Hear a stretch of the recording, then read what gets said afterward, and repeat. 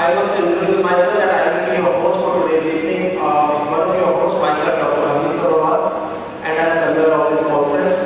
And before starting, may I request Chairman Conference, Dr. Supercon, please come on the stage and introduce and tell something about this conference, sir, please.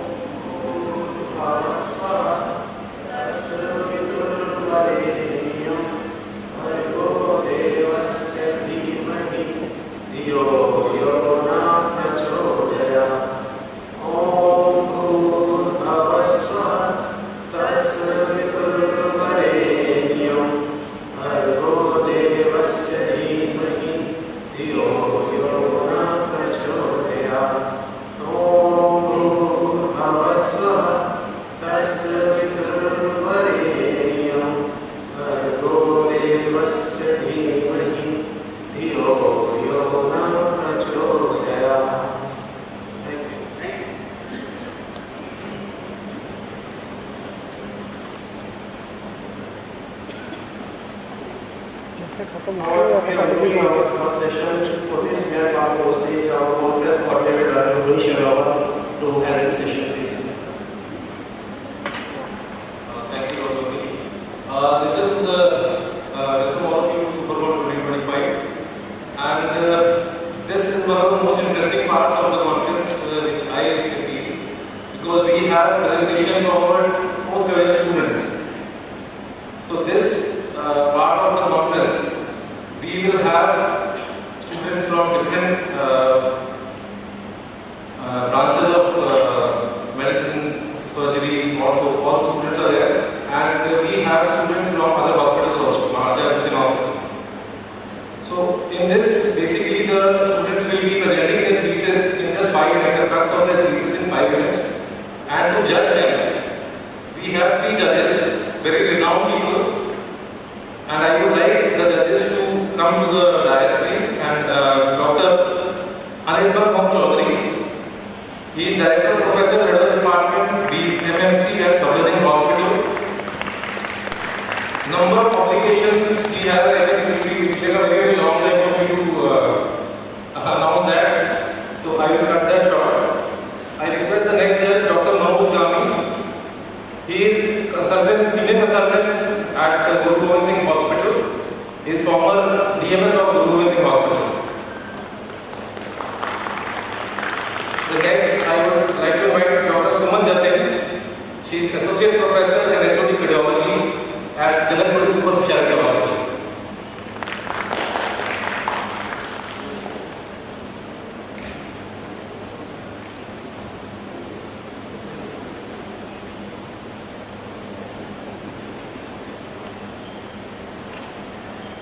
So these young people, once they present their thesis, we also have a poster presentation which is in the adjacent room behind this, and the judges will go and judge their posters also. And we have kept an award for both the things, for thesis, best thesis presentation and the poster presentation.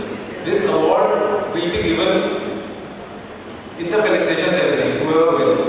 However, we do have some small gifts for you, so please be here.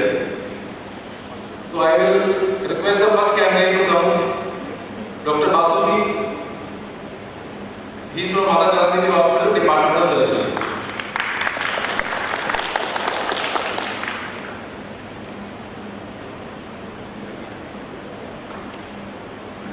Good afternoon, everyone.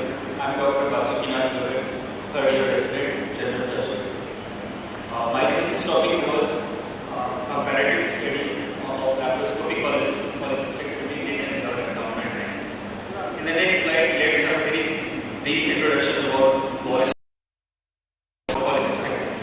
So as we know, cholecystectomy is one of the most common biliary disorders, and it encompasses a spectrum of diseases. It starts with gallstone formation, polylithiasis, then attack, that is acute polylithiasis, acute calculus cholecystitis, repeated attack leads to chronic. If there is a mucus collection, it will lead to mucosal empyema, and then gallbladder will perforate, and it can cause secondary polylithiasis and acute biliary pancreatitis. So this is the gallstone disease spectrum. And about a word about cholecystectomy. Open cholecystectomy was first performed in 1982 by Dr. Karl Ladenburg, and from till then till 1980s, it was considered the gold standard for the approach of the gallbladder disease. But in 1985, laparoscopic cholecystectomy as one of the minimally invasive technique was first performed by Dr. Erich Muhen. He was a German surgeon in 1985, and from till then there is a radical shift in the treatment of gallstone disease. A brief word about benefits of laparoscopic cholecystectomy. As we know, it's a minimally invasive technique, so it helps in minimal scanning, less post-operative pain, short hospital stay, easy return to the normal activity. And about complications, it can range from minor, like localized pain, localized collection, to the major injuries. It could be biliary and vascular injuries. So, what's the rationale of using the drain? So, a drain means it should drain, right? So, it helps in CO2 evacuation, leading to decreased shoulder pain. If there is any bile or blood collection, it leads to evacuation.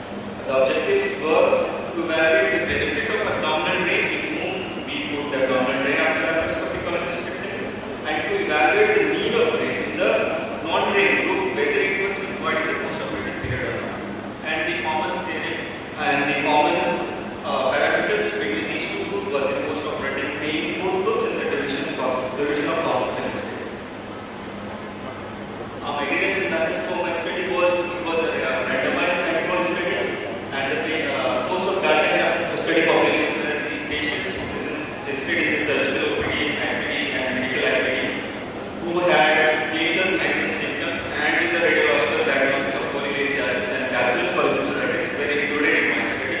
And I did total number of over 70 patients in this 35 was under brain group and 35 was under non-brain group.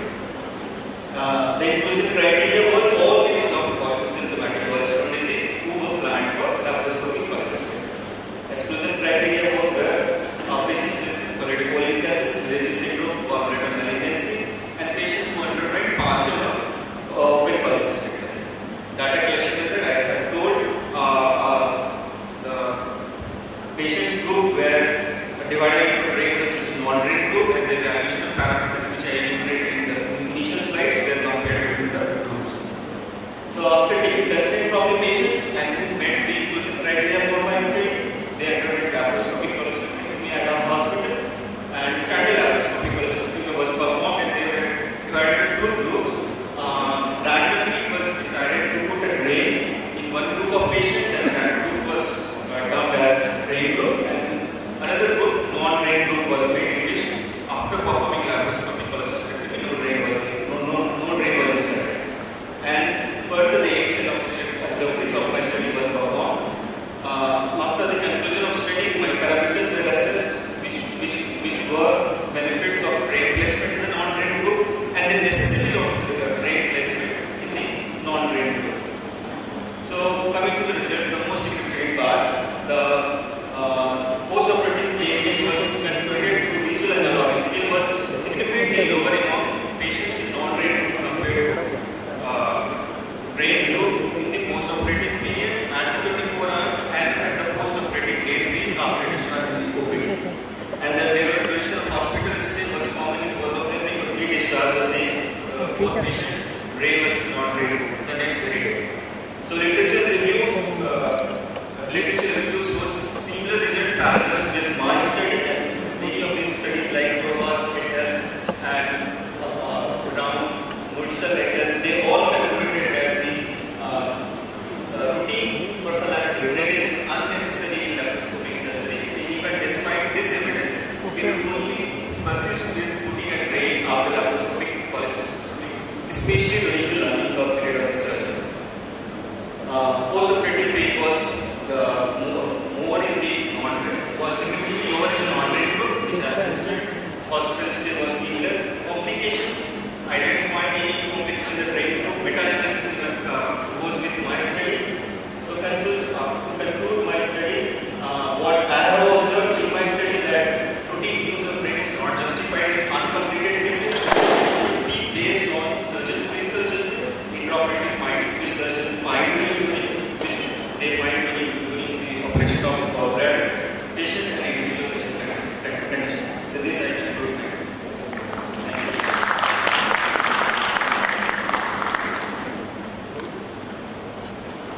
We will not take any questions. Only judges, if they want, they can ask. Okay. Thank you. Second candidate, Dr. Rishti from Mata Jana Devi Hospital, Department of Medicine.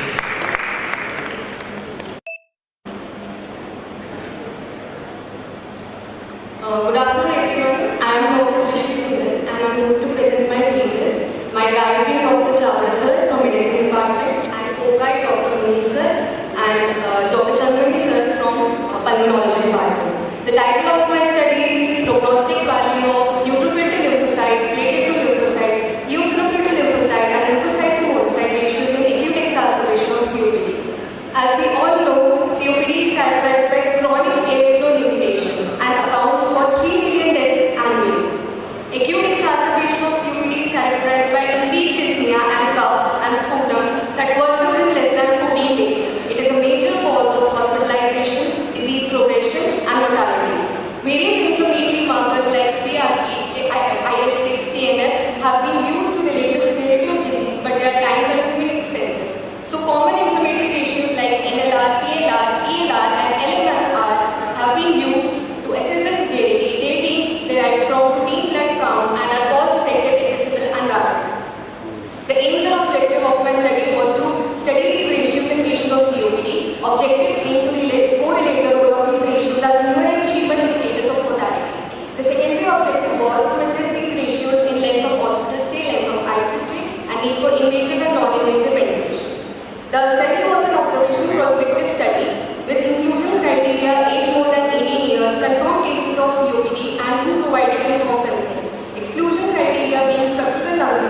other inflammatory or infectious disease, autoimmune disease or long-term steroid or immunosuppressive use, and recent acute hospitalization.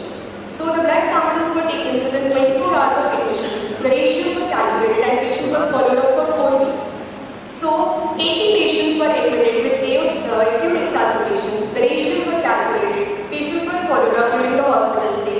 10 were in hospital mortality and 7 were discharged from hospital. 70 patients were followed up for 4 weeks. There being 63 survived and 7 patients expired.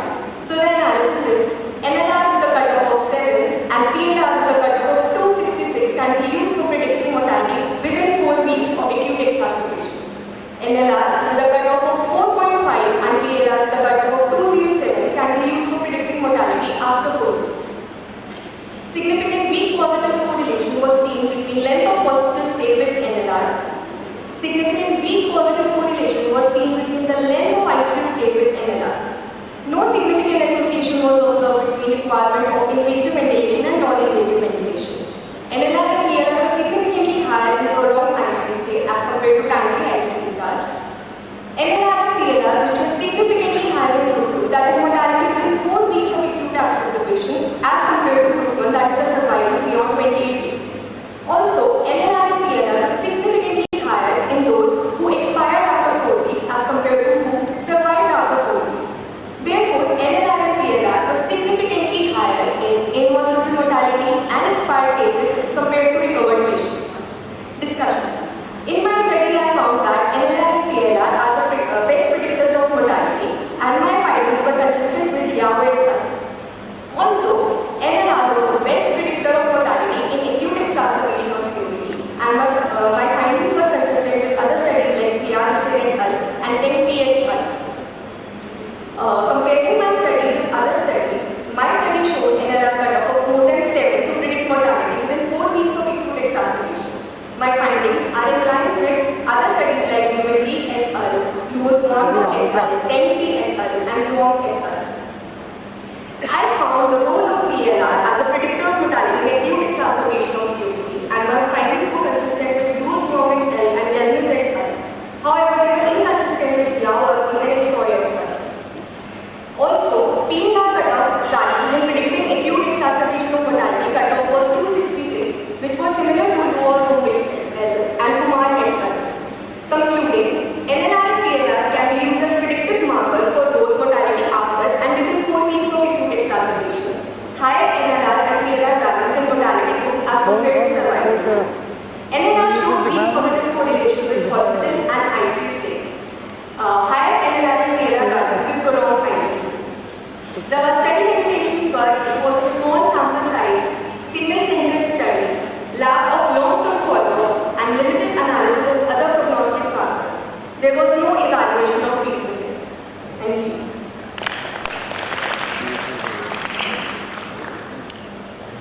Sir, any question? What time रहता है उसकी? Conditions in which NLR high in neutrophilia is there, platelets ratio is high, thrombocytosis is there. What are these conditions which are causing increase in COPD? What do you mean by it?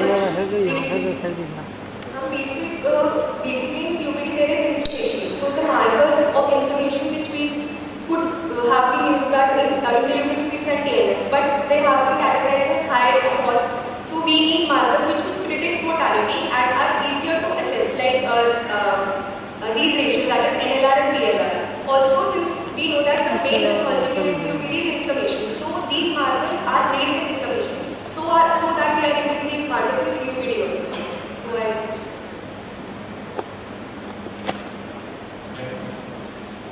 Next candidate, Dr. Rishi from Department of Medicine, Janak Pur.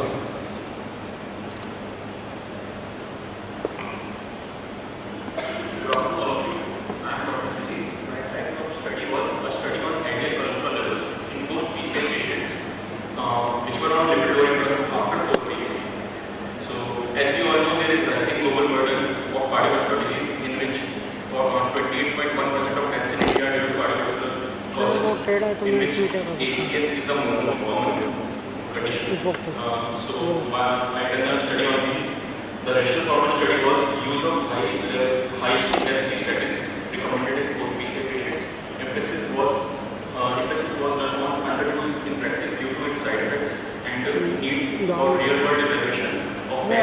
Down जाएगा targets in Indian तो population. इसमें So the objectives in my study was what is the LDL-C levels after 4 आगे weeks वाला and नीचे to वाला know the statin dosage which was used in during that period and use of any other agent whether it was required or not or any adverse reactions that were seen. So the study was hospital-based prospective observation study which was conducted during 2023 to 2024 in the hospital with Department of Medicine and effective क्या होगा 100 post-PCI patients in which inclusion criteria देखने was देखने more हम than like 15 पर years पीछे and patients were PCI within 4 weeks and consequently the exclusion was patients who are less than 18 years of age if they are having any muscular pain or work intolerant to statins and pregnant females. So data collection initially hydrogenicity and risk factors, basic investigations were done. Drugs were prescribed like atorvastatin and rosuvastatin with high intensity. Follow-up was done after 4 weeks. LDL skin levels were collected and analyzed. Statistical analysis was done with SSS version 16. So the came out as mean age was 63 years, in which 61% were male and 29 were females. Most common age group found was 61 to 70 years. The risk factors in my study came out to be 59% were hypertension, 49 were diabetes, and as follows. As you can see in the graph, smokers were the patients, smokers were the risk factor, which showed maximum positive result, and least were in diabetic patients, who that was 66% who achieved the target of LDL-C. So if we talk about LDL-C levels, so it was 111 reduced to 59 after 4 weeks. A significant reduction was also seen in total cholesterol, triglyceride levels, and somewhat HDL was improved, as you can see in the total cholesterol levels. So the LDL-C target was less than 70 milligram per deciliter or more than 50% of reduction, which was achieved by 70% of patients and 30% did not achieve. In these 70%, 35% had LDL-C levels less than 50 mg/L. Adverse effect which I have noticed was nausea, myalgia, headache as follows, and 54% had shown no side effect. Key findings was that there was significant LDL-C reduction achieved after 4 weeks. Rosuvastatin was slightly better but not significant. There was high prevalence of diabetic and hypertension in these ACS patients post-PCI, and there was mild adverse effect. Discussion. My findings were consistent with Schwannetal and Sudetal in the reduction of LDL-C levels. They had a reduction of 87%. Statin seems to be effective in achieving targets in real-world studies, and this study supports early LDL testing at 4 to 6 weeks post-PCI. Summary was that 70% patients achieved it, and there was significant reduction at 4 weeks, and statins were well tolerated. Conclusion: lipid profile should be done at 4 weeks. Early intervention helps to optimize the therapy and achieve the target reduction in LDL-C levels. High dose statins prevents the complication and reduce mortality in long-term due to its pleiotropic effect. Limitation was it was a small sample size, single center was the study, and short 4 weeks follow-up was there was no control group and self-reported adverse effects were there. Thank you everyone. Atorvastatin was just prescribed to the patients. Doses of statins. Rosuvastatin and atorvastatin. Yeah. Atorvastatin was 80 and rosuvastatin was 40. We are not able to comprehend each other. High doses were given atorvastatin and rosuvastatin. 80 of atorvastatin and rosuvastatin 40 mg. Loading or in the maintenance phase? Sorry, no, I can't hear you. Because I think you are ignoring most of the ACS patients now. Yes, ma'am. And today, as per guidelines, you have to add azithromycin in every ACS patient. No, ma'am. Why you conducted this study in today's time? Because either you should where you prescribe the atorvastatin, where you rosuvastatin. It is well known that statins do reduce the mortality complications, but what is doing this? Ma'am, I want to know the real world scenario in Indian population. How much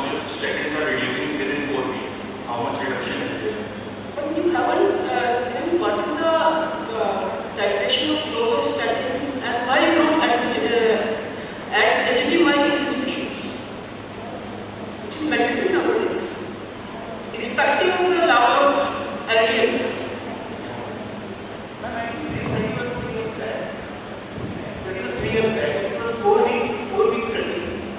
3 years back. And estimate has come recently in last 5 years because pivotal has not been disseminated. Late 2003 it was there, sir. 40% अगर achieve ना हो target से then we add normally to high dose में यही करते हैं. Yeah, previously it was there, but now for the last 2-3 years it is estimated has to add to the patients in ACS. But these patients were not prescribed with it in our cardiology.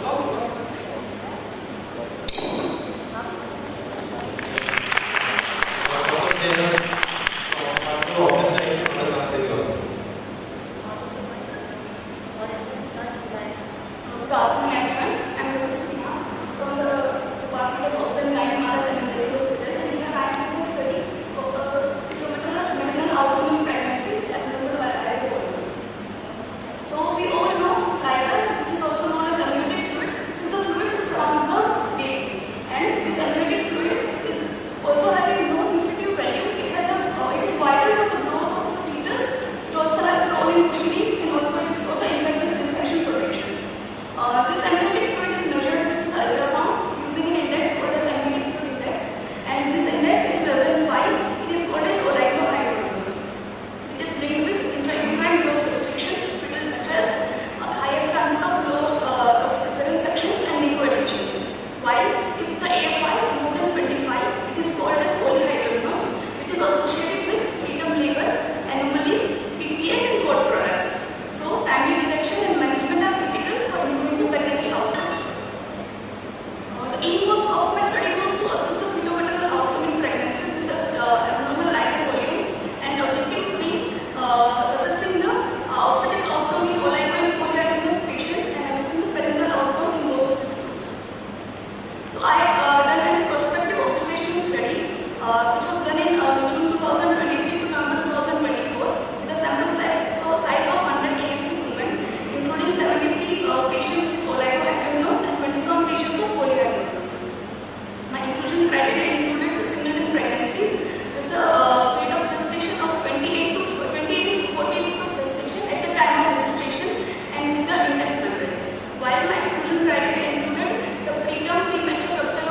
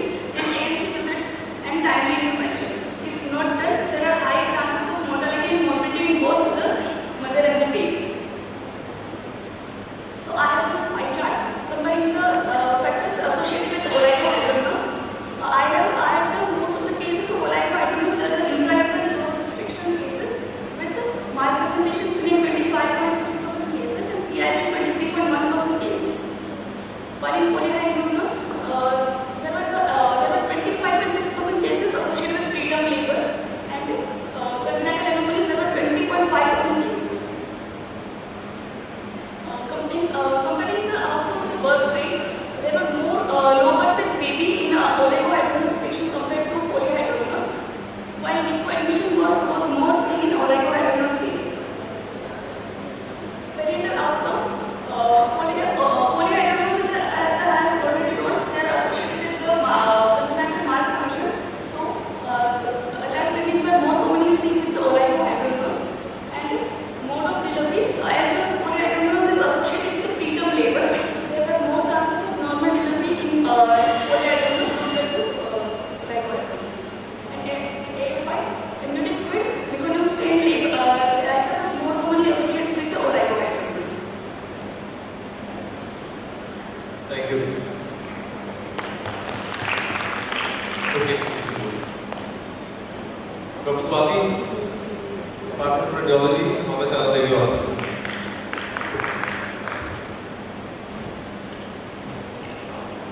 A very good morning, good afternoon to one and all present over here. Myself, Dr. Swati, radiology resident at the Department of Radiodiagnosis. The title of my thesis was Comparative Evaluation of High Resolution Sonography and MRI in Shoulder Lesions. So basically, shoulder pain is one of the most common musculoskeletal complaints, and most of it is attributed to rotator cuff diseases, almost 65 to 70%. And almost all the arsenal of radiological investigations that we have. Ultrasound and MRI are more of that come up as competing as well as complementing each other. So my study is based on evaluating, like comparing them and then finding out is ultrasound comparable to MRI, so that we have a more accessible, less expensive imaging modality to diagnose the same pathology. Now why is there this need to diagnose this pathology? Because the sooner we diagnose, there is lesser chance of having the complications like fatty atrophy, fatty degeneration, and atrophy of the muscles. So in a sense, the tears are of two types. There is partial thickness tear and there is full thickness tear. So and the imaging modalities are guided by whatever the clinical history we get. So because for full thickness tears, the management would be more of surgical, and for partial thickness tear, it would go more on conservative lines. So the aim was to compare MRI and high resolution sonographic findings in patients with shoulder lesions, considering MRI imaging as the gold standard. This was prospective observational study conducted between June 2023 to November 2024, and we excluded all patients in whom MRI was contraindicated and included those across all age groups who consented for the study and came for MRI shoulder in the radiology department. The ultrasounds were done using GE Healthcare Polyset S10 machine using its linear high frequency probe, and MRI was conducted using 1.5 Tesla Siemens magnetron with dedicated shoulder point centered over the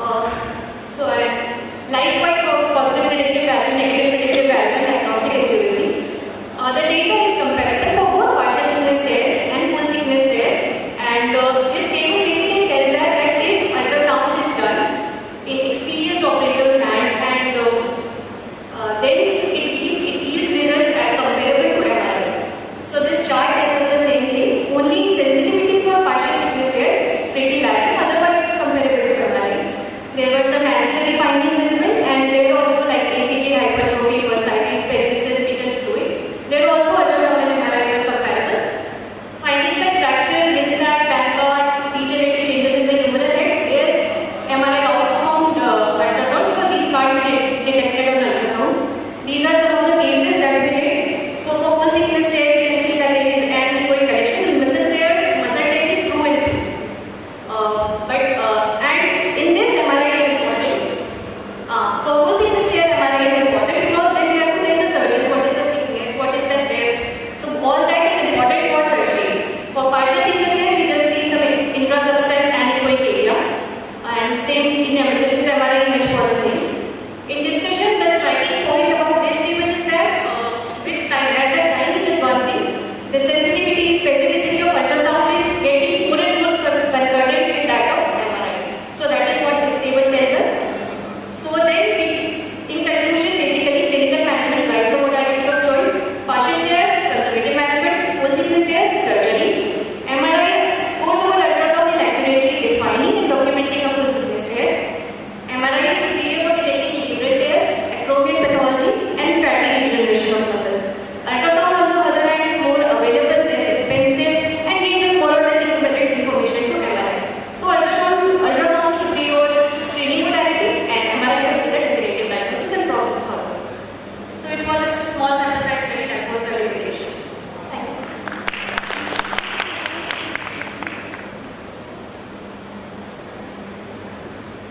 Any questions?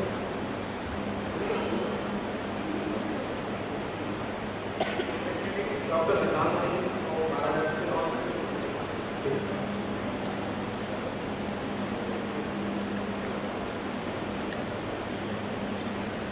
Good afternoon, everyone. I am Dr. Siddhant Singh, the third year final resident of Family Medicine, Maharaja Hospital.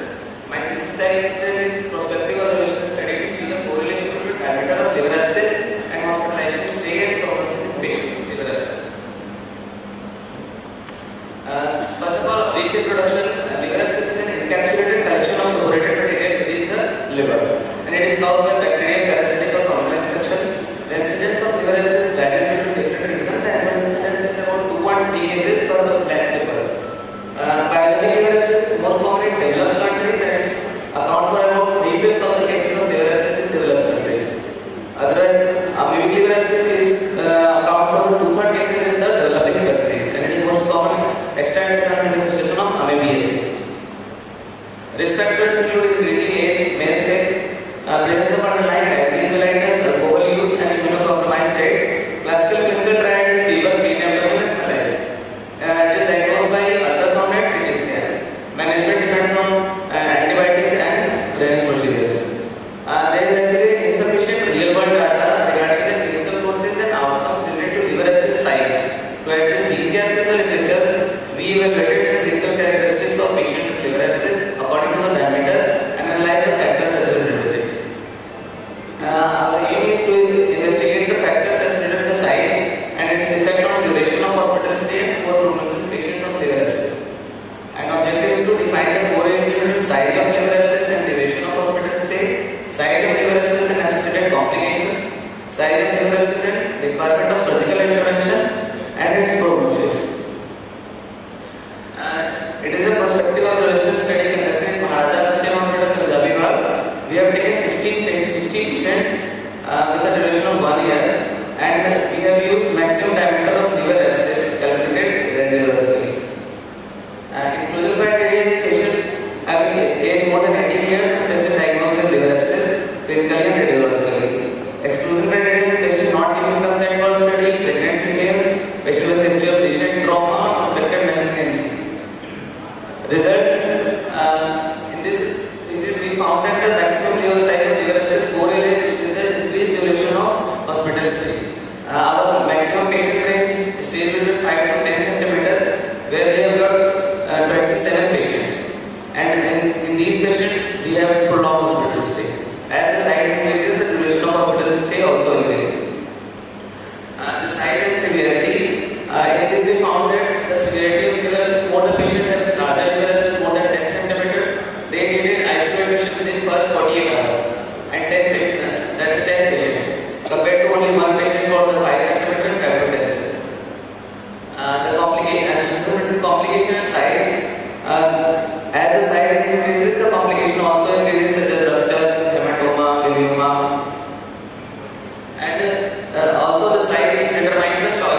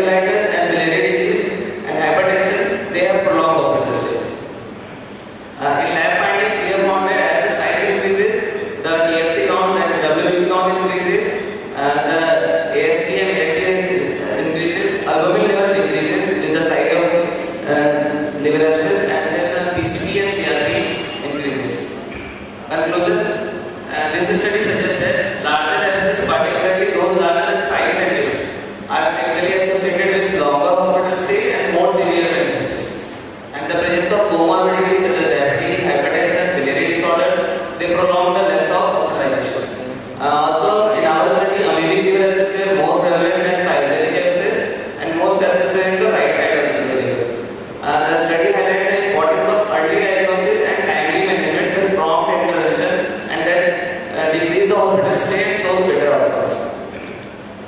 The diameter of liver abscess along with associated comorbidities significantly influence the hospitalization duration and prognosis, with larger abscess linked to greater duration of stay and severity, which may be due to higher incidence of complication in large liver abscess, extrahepatic manifestations, as well as severe inflammatory states.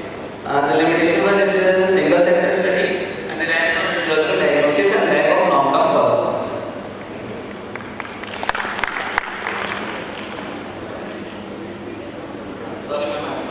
While excluding pregnant females from the study, one question, and second question, does size will apply to all the abscess, whether it is in right lobe of liver or left lobe of liver?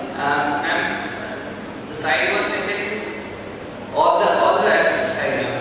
About 40 patients having abscess in the right side, 12 patients having abscess in the left side. We have calculated size maximum diameter radiologically, not for the lobe specific. And both pyogenic abscess and liver abscess, the same criteria of sizes? Yes, ma'am. In liver, we also find that maximum pyogenic abscesses having shorter size and they are multiple in number. So we have calculated only the maximum diameter, and thereby we prognosticate the factors associated. And how many of the large size abscesses needed surgical intervention? Sir, maximum patients more than 5 cm size, they needed surgical intervention, sir, because yes. You did it mandatorily for large size? No, sir, it's not mandatory if it's associated with complications or if it is located in the left side, left lobe and liver abscess, then the drainage procedure is essential. Okay, thank you. Thank you, sir. Thank you. Now, next, Dr. Stephanie from the Hospital Department of Medicine.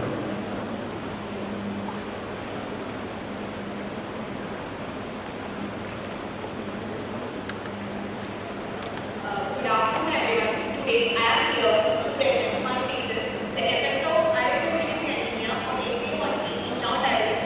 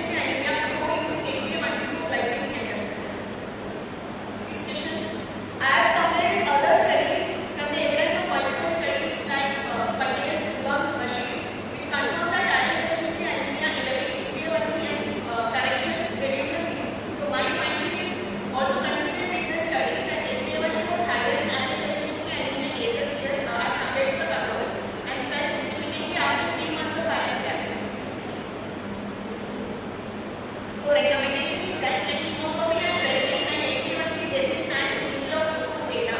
Treat iron deficiency anemia and check HbA1c after 3 months. Prefer glucose-based test in anemic patient until iron is corrected. Conclusion: iron deficiency anemia falsely elevates HbA1c correctly, so we should correct it with iron therapy. To interpret HbA1c with iron status, confirm diagnosis with glucose or dose therapy, and screen and manage iron deficiency anemia in high prevalence population. The indication is that this is a single-center study. There is a potential confirmed as inflammation mutation which is not fully controlled. No long-term HbA1c follow-up to assess its regularity. And the future scope is that conducting large multi-center and long-term trials to confirm the effect size, study hemoglobin glycation mechanism in iron deficiency anemia and post-depletion, assess cost-effectiveness of routine ferritin screening before HbA1c testing. Thank you. Any question? Does these patients need a follow-up after 3 months? No, sir. That was the limitation of my study, sir. I didn't follow up after 3 months. Next candidate, Dr. Taran. And I would like to inform everybody, I am sorry I forgot, that we are live on YouTube from the beginning of the sessions, and throughout the conference we will be live on YouTube. So if you want any of your friends, if you have your husband, wife are at home, they cannot see you, but they can see the sessions. Dr. Taran. Good afternoon, myself Dr. Janak Pur, DM General Medicine at Mahatma Hospital. My thesis topic is the study of petrolophytic profile in non-diabetic chronic kidney disease patient on conservative management and non-dialysis. CKD is progressive loss of renal function with multi-system effect. Global and national organization. Cardiovascular disease is the leading cause of death. Dyslipidemia is common in CKD and contributes to both accelerated atherosclerosis and disease progression. Non-diabetic CKD gives focus evaluation because diabetic itself independently affect the lipid patterns.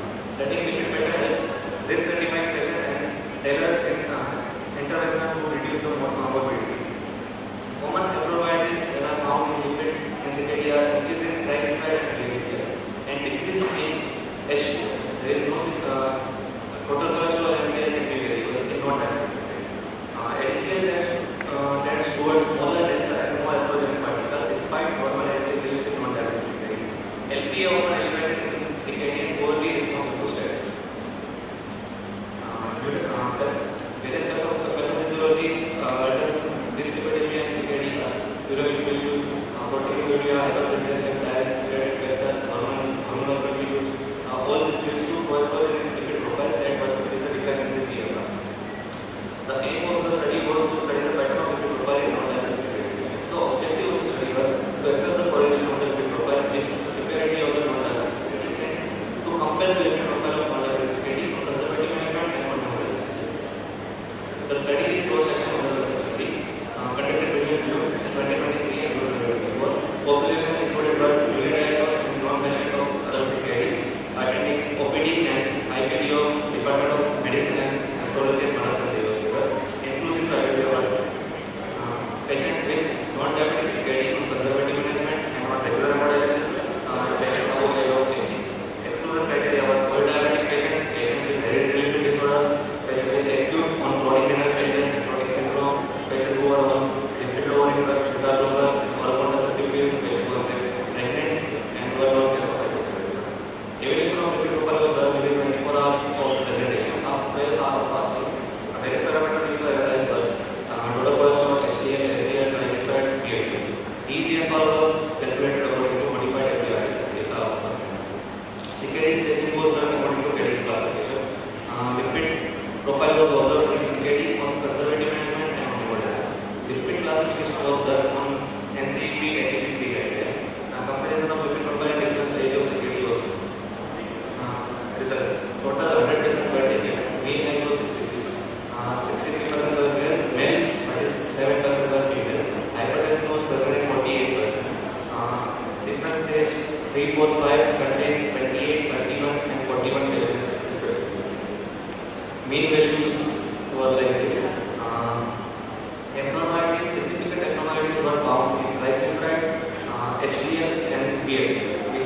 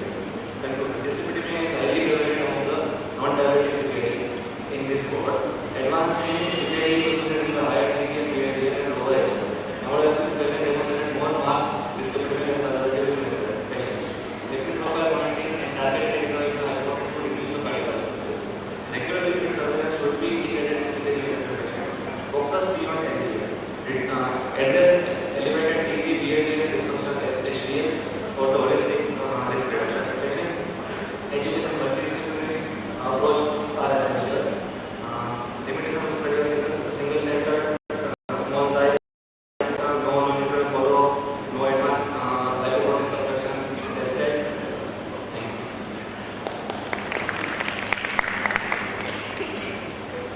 Why was hypothyroid patient excluded from the study? Because hypothyroid also alters the lipid parameter. They are lipid profiles. That's all right, fine. And suggested that 48% of the patients were hypertensive. In this non-diabetic CKD patient, 48% were hypertensive. What were the rest of the patients? The reason of CKD? Discrimination between was hypertension because of CKD or CKD leads to hypertension was not done in this study.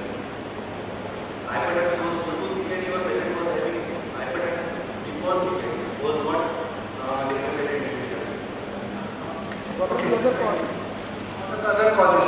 What are the other causes besides hypertension leading to CKD? Diabetes we have excluded. Fine. A major chunk has been excluded from this study. 48% is hypertension. What were the other causes? Pyelonephritis was one of the causes. Then glomerulonephritis. This was pyelonephritis. You have also excluded acute or chronic renal failure. You have excluded nephrotic syndrome. What are the other reasons? There is chronic pyelonephritis, regular UTI, and the patient having glomerulonephritis and other systemic diseases like SLE and hypertension is also one of the causes. Okay, thank you. Thank you, Doctor. The last candidate for today, Dr.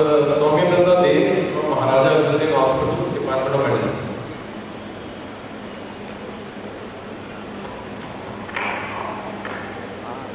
Good afternoon, chairpersons, faculty members, and fellow delegates.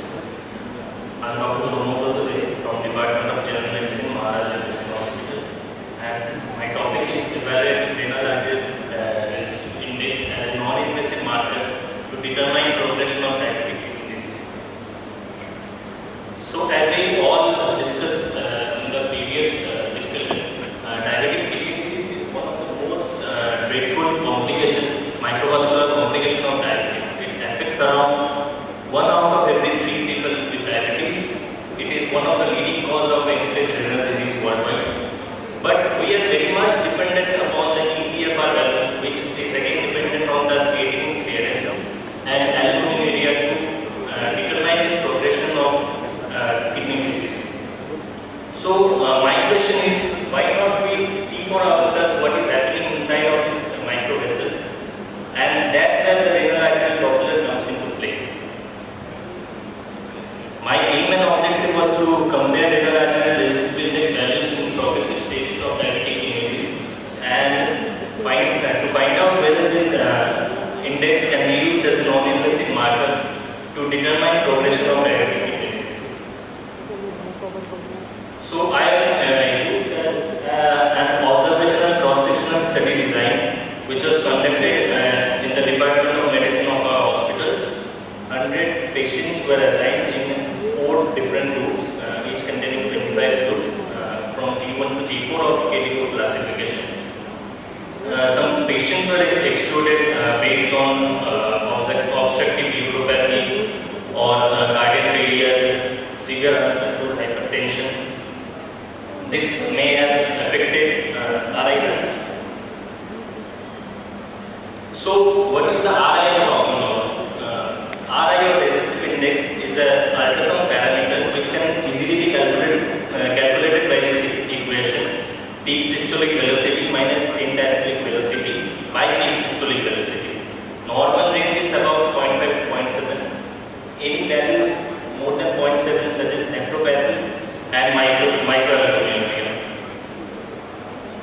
So, in my results, I found out that you can see from the bar chart on the right side, the RI is progressively increasing in the progressive stages of DKD from stage 1 to stage 4. I proceeded with a one-way ANOVA study. It showed significant clinical differences in in the stages. So we conducted a post-hoc 2K HSD test. It was found out that all the stages had clinically significant difference except the later stages, that is stage 3 versus stage 4. Interestingly, RI correlated positively with urine ACR values and negatively with EGFR values.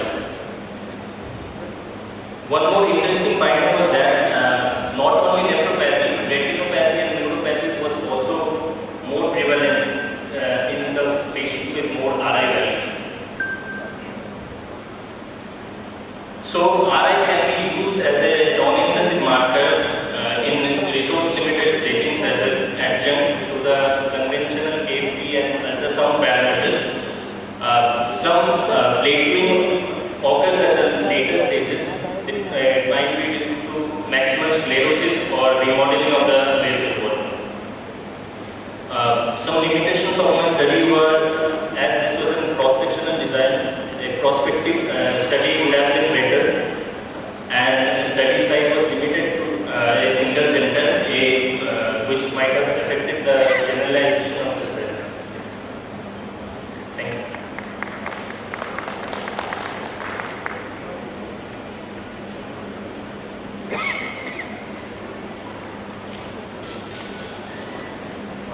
Thank you. Now we are moving the thesis presentation, and I request the judges to kindly move towards the poster presentation. Dr. Sebi kindly escort them. Sir, can't hear.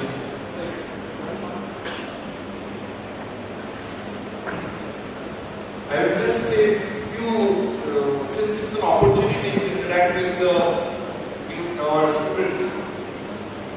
Whenever you do a research, my dear students, if you are all sitting here, those who are presented now, at least you should understand that what you want to tell, what you are going to do. In research, most important thing is your research question. If your research question is not proper, your research cannot be good. Even if your research question is good, your research cannot be good. But if your research question is not good, your research can never be good. And just remember that there are only 9 research questions. All over the universe, there is more than research question. When we were in Olive Institute, our head from the past principle, that if you ever come across 10 research question, come and let me know. Nobody has ever been able to find it. So I am telling you, there are 5. 5 of these research questions are what? What is the mean? Mean. Like if we are sitting all together, what is our average? That is called mean. Number 2 is prevalence. Number 3 is correlation. Number 4 is agreement. And number 5 is a diagnostic test for comparison, which one should ultrasound with gold standard. So for 5 of these research questions, the only design which is a cross section. Next is what is the incidence. Next is what are predictors. Next is what are risk factors. And next is what is the safety and efficacy. So for incidence and predictor, there is only one design, that is called cross section. For risk factor, there is only one design, that is case control.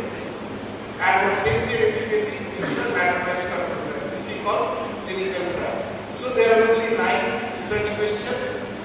There are only 4 designs which will fit accordingly. And there are 14 statistical tests. 14 exact, this number will be.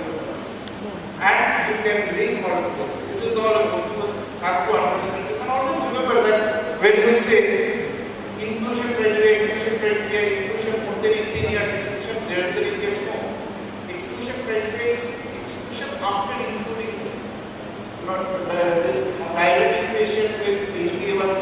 So exclusion is diabetic patients, exclusion non-diabetic. No, you have only included the non-diabetic patients, so you cannot exclude. Exclude from what you have included. Right? So a lot of things you have to arrange things in the format. Means patient or population, intervention in case of randomized control, exposure, that is for observation of control and outcome. What is your control? the students to learn during their post-graduation, and that is why purpose will be formulated this international information. So I will earnestly request all of you to understand and to follow these things and do your homework. Thank you for Thank you so much. May I request all the judges to kindly move towards the post presentation area. And Dr. Tara, please ensure that only students who are presenting the posters are there outside, all others are inside the hall. Thank you. We are over with the young talent hunt now, and abhi old talent hunt start करेंगे. So, and I will hand over for the next sessions. All the next sessions will be conducted by Dr. Chandramani, the convener for the conference. Thank you. Thank you very much, and I think it was very encouraging for the English students to this is our academic interest of the hospital as well. And I'm sure many of you must have liked the presentations and the kind of academic research work which you are doing. So now for the scientific sessions to begin, the first session will be from the Department of Laboratory Sciences, and I would like Dr. Megha Beach, who is the head of the pathology department, to kindly moderate this session. And Dr. Megha would be inviting the chairpersons and speak of other sessions. Thank you, ma'am.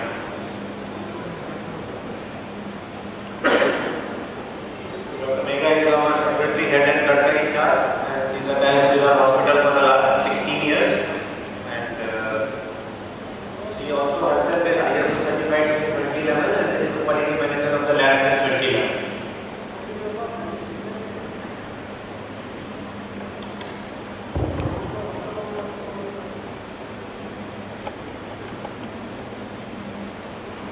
Thank you, Dr. Chandramani, for the kind introduction. At the onset, I am thankful to the scientific committee for giving me the opportunity to discuss the dilemma which we face on daily basis for the diagnosis of common yet dreadful disease tuberculosis. So today I, along with my colleague Dr. Mandeep Kaur, will be discussing on the molecular techniques as a diagnostic tool in diagnosing the tuberculosis. For chairing the session, I would be inviting Dr. Garima Gupta. Dr. Garima Gupta, Senior Administrative Grade in Government of NCT. She has worked specially in thalassemia screening projects by Delhi government, and she has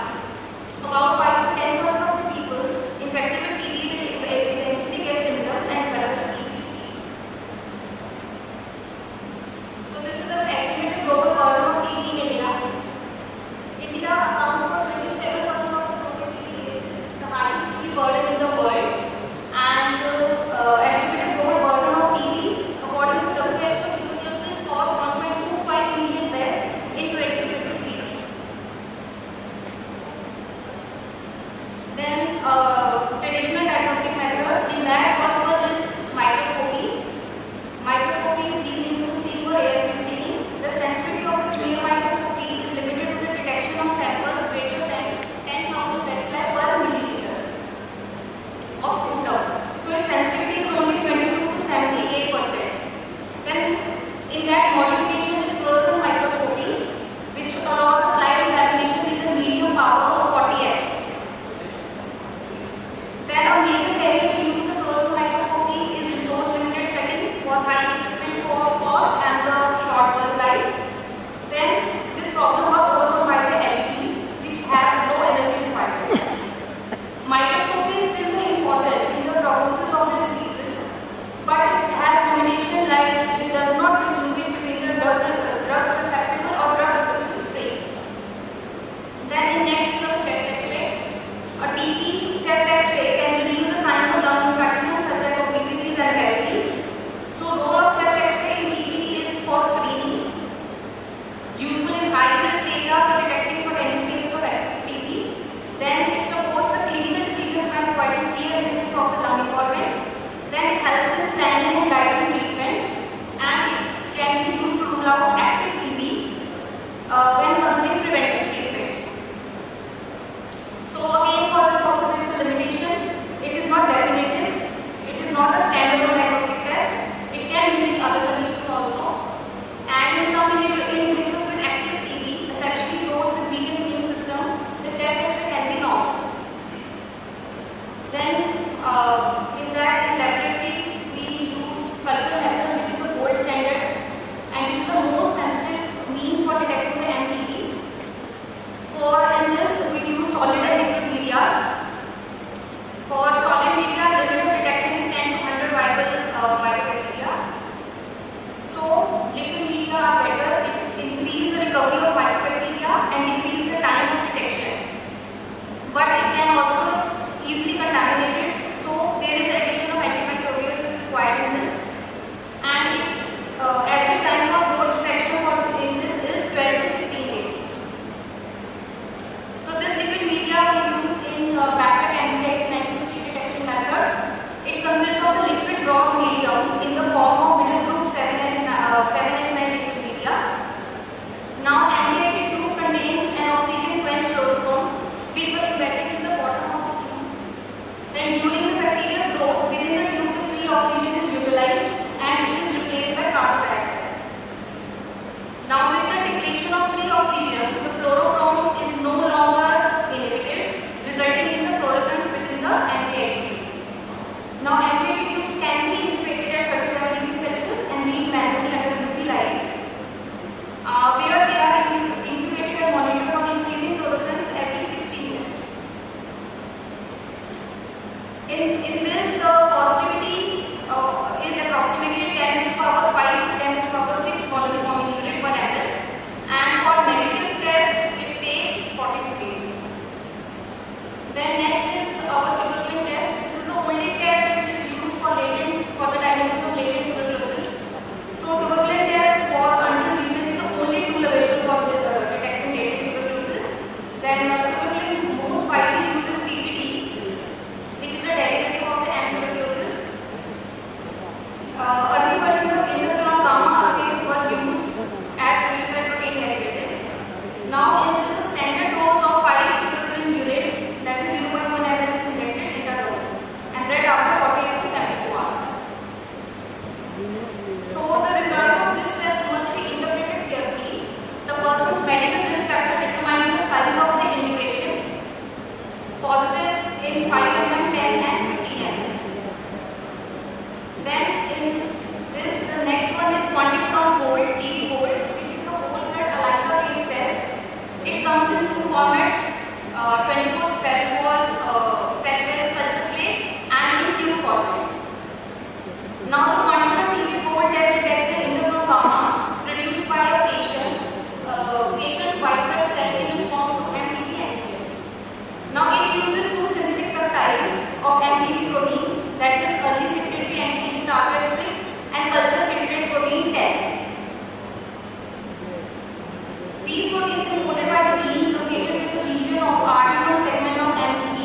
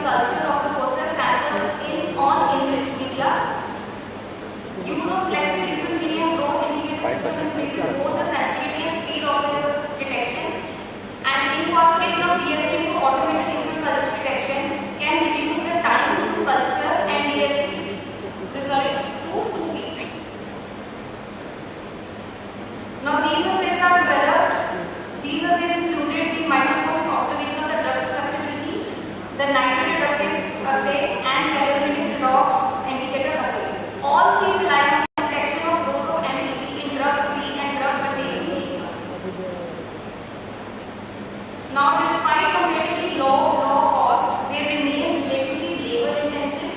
It requires pre-inoculation processing and repeated examination during incubation.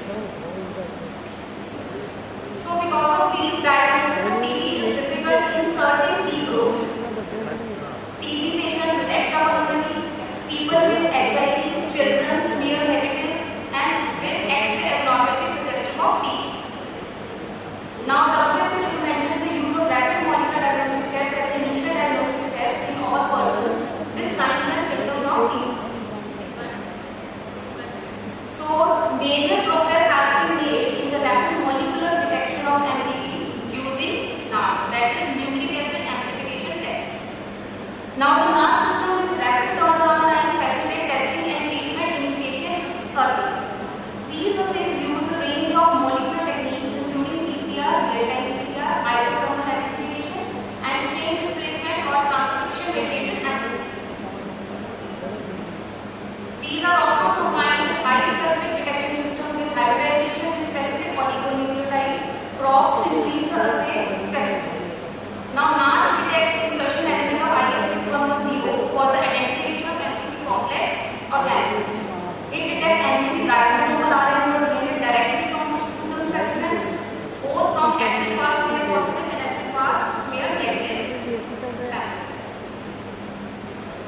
So, then next is line probe assay. Now, line probe assay also uses PCR amplification of DNA sequences that are specific to MTP and that are the sites of mutation that are known to confer the drug resistance. So, LAMP with a simple visual calorimeter readout, rather than requiring repeated heating and cooling cycles used in PCR, which I will discuss later. Such assays can be performed using a simple water bath. It detects the microbacterial tuberculosis complex and determines its drug sensitivity to isoniazid and rifampicin. It can perform multiple tests at once. It is fast and accurate, give results in 48 hours. It is able to provide guidance on treatment decisions. Again, it also has some limitations. It requires at least 3 separate rooms to avoid cross-contamination. It does provide rapid screening for XDR-TB, cannot fully replace conventional culture method, and it requires well-trained staff.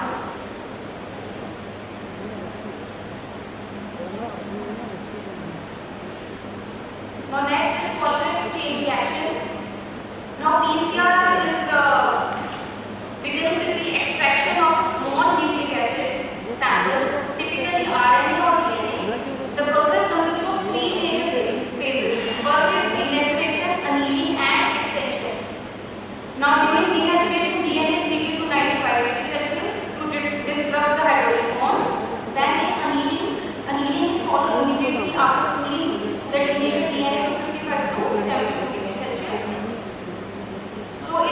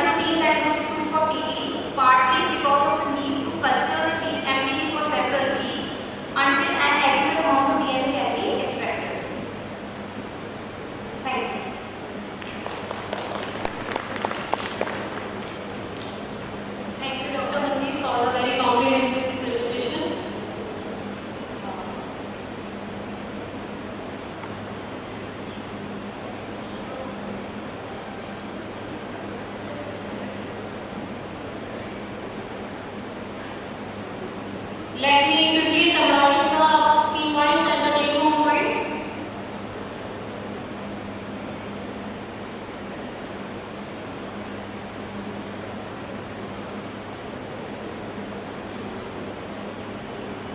So if we do the comparison of all the TB diagnostic tests which we have mentioned, we can see that the sphere microscope is the initial screening test, which definitely takes low turnaround time, but the sensitivity is also very low. So it is basically considered only as an initial screening test. Culture will always remain a gold standard for diagnosing tuberculosis because it is the only test which can allow us to do the drug sensitivity testing. But the drawback is of its turnaround time, which actually takes about 2 to 8 weeks. Coming to the gene expert and TrueNet, which are the nucleic acid amplification tests. These are highly preferable due to their low time of 2 hours and the TrueNet which is taken in 1 hour. And according to the new WHO endorsement which has been declared in April 2025, gene expert has been pre-qualified to be the first test along with the rifampicin resistance culture sensitivity to take in the diagnosis of tuberculosis. The line probe assay and gene sequencing assays are mainly used for the multi-drug resistant tuberculosis. The advantages of the molecular testing TB diagnosis: rapid turnaround time, high sensitivity and specificity, early detection of drug resistance, minimal sample requirement, and user-friendly and standardization. As it also supports in surveillance and data integration. Although they have their advantages, but they have some challenges and limitations too, like high cost and infrastructure needs. But this can be limited if we use, in spite of gene expert, we can switch to TrueNet, which is highly portable and battery operated, and it has low sample volume mode and low cost and infrastructure requirement.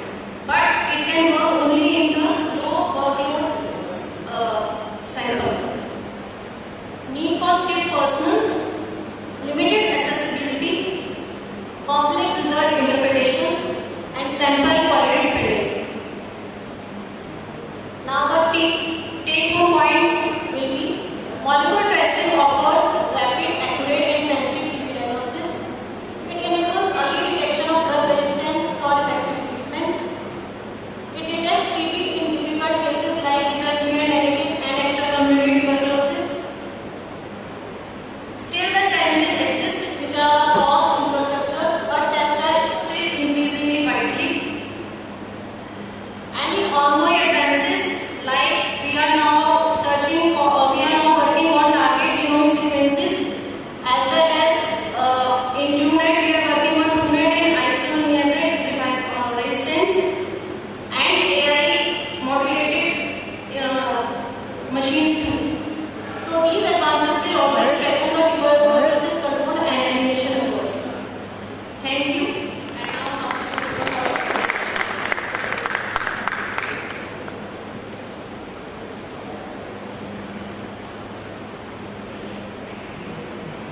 Thank you very much, moderator and the chairpersons.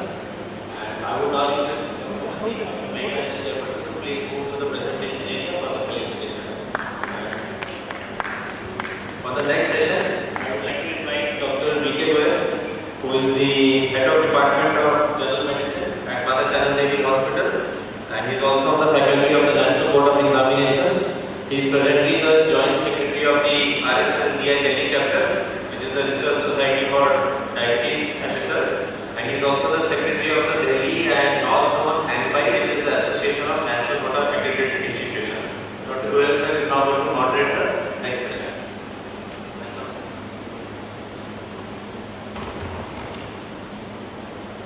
Thank you, Dr. Chandrani, for the kind words. So we move on to the next session, and for that I thank the organizer for giving me this opportunity to moderate this important session. And this session will be taken up by Dr. Sanjay Sharma, who will be talking on non-metallic interventional devasculation of coronary artery. And to chair this important session, I will invite Dr. Manish Agarwal. You will see him around, and he is the backbone behind this show today. Dr. Manish Agarwal, he is MBBS, MD, and he is a senior consultant medicine at our hospital in Mata Chanandani.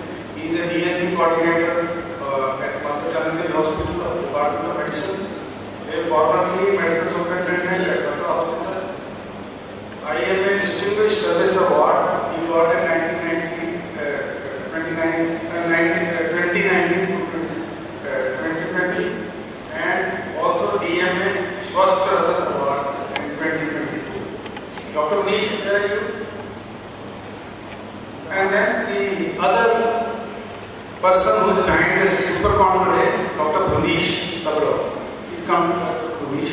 He is head of the Department of Critical Care Medicine at Madhachandani Hospital, teaching faculty and guide for DNPs, multiple publications, various journals and presentations, and contributed to multiple books and manuals.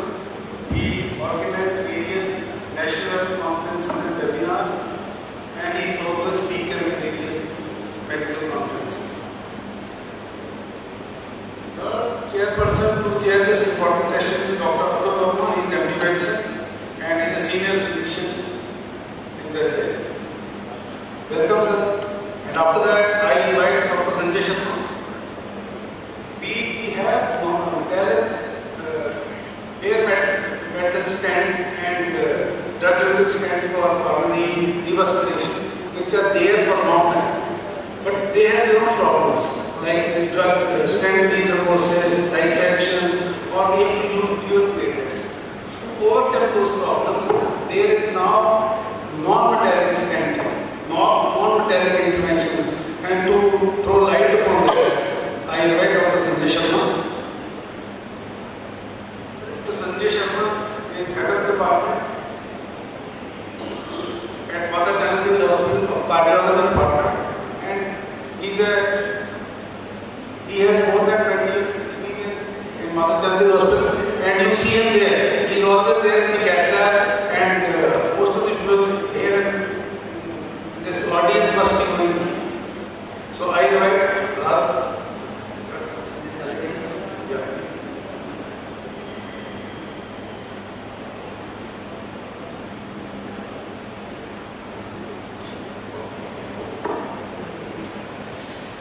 Thank you, Dr.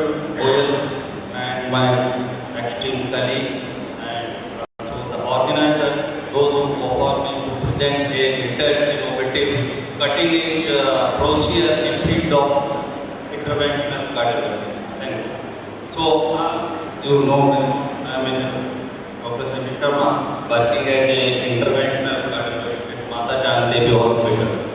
So, I would like to present a latest burning issue, and why I have chosen this topic, because you know, as a traditional system, traditional method for the interventional cardiology in coronary artery disease, especially the ischemic heart disease. But using traditional procedure, we usually implant the metallic scaffold, which is known as the stent. That may be a first generation, second generation, means bare metal or drug. And as you all are aware of this procedure, but you know the disadvantage and the side effect of this procedure, putting a metallic scaffold inside the coronary artery body.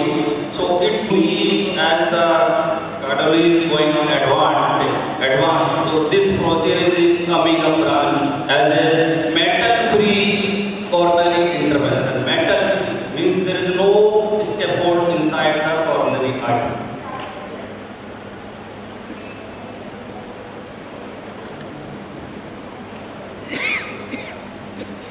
So why the metal? The question arises, why the metal?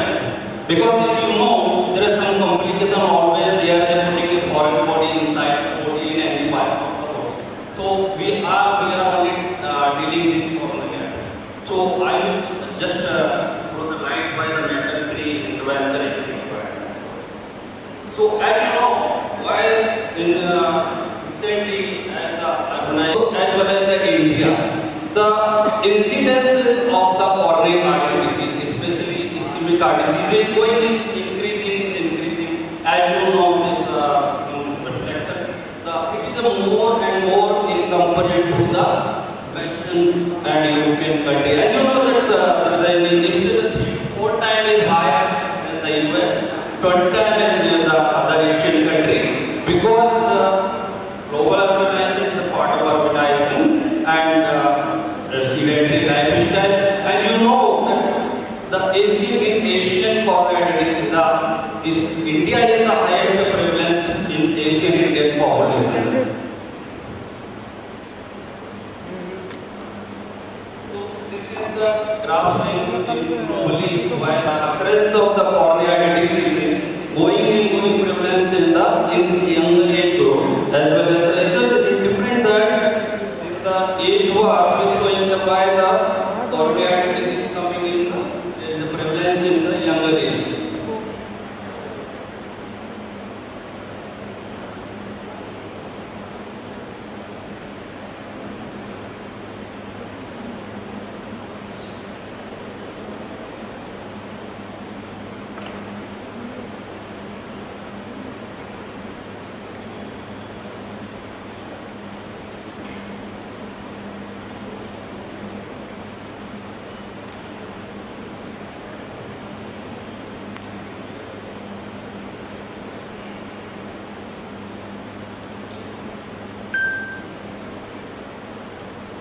So this slide is reflecting the why when we put the scaffold inside the means the stand. As you all are aware of the stand, the metallic scaffold made up of the local reaction is always there. Means there is a proliferation of the intima, muscular intimation, enhance the atherosclerotic process sometime. So like in the delay because of the some trauma inside the intima of the coronary. So that's why this significance is the pathology behind the delayed complication of the putting a stent in always not in every patient, but there is some incidences or the prevalence in the IVF.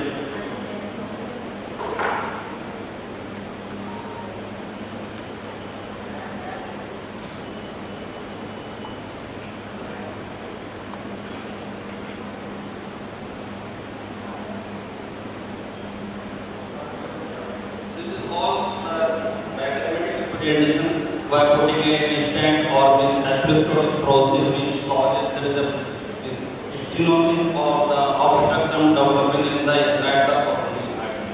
There is a known as the pneumoatherosclerosis process or intimal proliferation in the inside the coronary. So, as you well know, everyone is aware that's why putting a coronary stent inside the body, there is a drug which known as the antiplatelet medication, which prevent the thrombosis in the coronary artery. So whenever the put the stent, there is always the dual antiplatelet therapy means medicine is always required, and this is the very use of antiplatelet is very prolonged time. It's a minimum up to 3 years to some time in a high cases prolonged life means prolonged time of the lifespan. So that is the main trigger factor people have to think. So is there any alternative for the coronary intervention?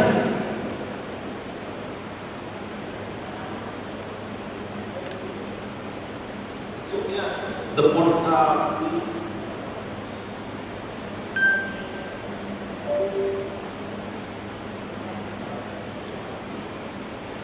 so we have 3 interventions related to the metal-free intervention in the coronary. One is the known as the drug coating balloon, that is known as the DCB, drug coated balloon.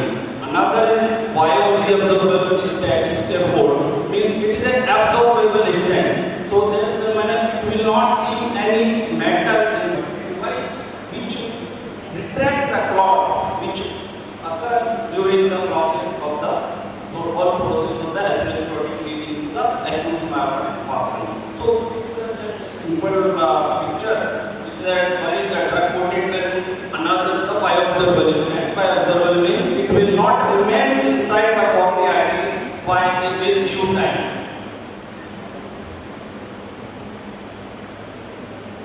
So this is the DCB. DCB means drug-coated balloon. Drug-coated balloon is a simple balloon which we use during the expansion or dilatation of the coronary artery blockage. So that is the advantage. This balloon can be small, flexible tube. On the micropore, there is a drug delivery system. Drug delivery system that deliver during the time of expansion of the balloon in the prostate. Description. Advantages over the metallic stent where metal will be drug delivery. No permanent implant. Deliver the medicine at particular part or particular side of the blockage. Rapid drug delivery is equal to the split the balloon at one time. Rapid initiation of the drug. Acute procedure success. Procedure is very successful during the immediate time. Optimize expansion of the balloon. So remodeling is beneficial during time of the drug delivery balloon. May present negative hormone. Whenever you stretch any part of body, there is some automatic disturbances. So when we stretch the coronary artery via the DCB, there is a vasomotion negative is very less because there is no matter. So that's why that disturbance is there. No. May require short DBP. Now again, this is a very important point. Whenever we put the bare metal stent or drug-eluting stent, always there use of antiplatelet therapy. Means dual antiplatelet known as the well-known ecosprin and clopidogrel or any other one. So it's a prolonged use of the medication. So in a general population, there is question always there. Till when we have to take this medicine? Some people may escape the medicine, so they come in a complication with the post-angioplasty. Many of them, in your general practice, many patients left the medication. They don't take medicine because of the resistance of the medicine. So this is the reason behind we have to think of bare metal stent. So this is the comparison. Again, this is the long-term study. Many studies have done all over the world for this use of this DCB, is drug-coated balloon. This is the angiographic late human. What is the late human loss? Immediate result, always very good with best hand. But sometimes, after putting the stent, there is always the chances of the re-stenosis. Re-stenosis in bare metal stent, it is a 7 to 10%, and drug-coated stent, it is always 2 to 5%. So, because the remodeling inside the intima of the coronary artery. So, with this remodeling phase is very less with drug-coated balloon. Drug-coated balloon indication when it indicated, not always, still is ongoing trial, but when in which cases these are very helpful. In general, if any patient who have had the angioplasty in past and develop the restenosis, in this case, you no need to put another stent inside the body, means another layer of metal. So in this case, in-stent restenosis is very helpful. HPR is those who are having high bleeding risk, because anyhow after putting in the stent, you have to put the patient on the drug D-plate and ecosprin dual antiplatelet, and this enhance the incidence of the bleeding. So high risk of bleeding, because in DCB treatment there is short-term use of the antiplatelet, means dual antiplatelet. Small vessel we are usually unable to put the normal traditional stent, because there is a jungle that artery. So that's why small vessel but treatment is very helpful. Patient not suitable for implant stent. Some patients are not implant. This actually multiple other comorbid conditions. Why condition means you can't compromise the side vessel.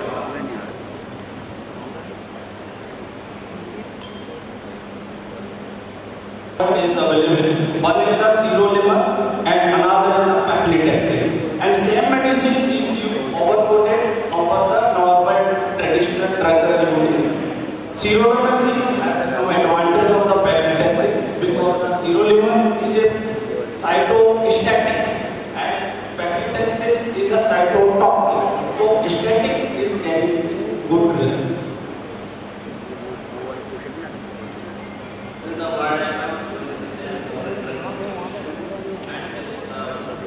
How to use this DCT pre-significant proximal during procedure. And when you know target drug loss, drug content, ocean, I have narrated just. That's what reobservation. Nowadays we are using the reobservation in some cases. Still, our study period is the peak. Right now, current the reobservation are there the award, but now in early life sciences again we introduce the stent. This is the reobservation. It is made up of PLLA and over that there is a medication to inject the organs. So again this is the diagrammatic representation of that reobservation. Over a period of 3 year follow-up in different part of the trial phase, there is a 0 from day 1 and this reabsorbed in totally over a period of the 3 years. This is the 0 point, this is the OCT guided or intravenous ultrasound by taking. So this if you see the over a period of 3 year follow-up, there is no metallic escape, there is no scaffold inside, it's not right. You can see that's last.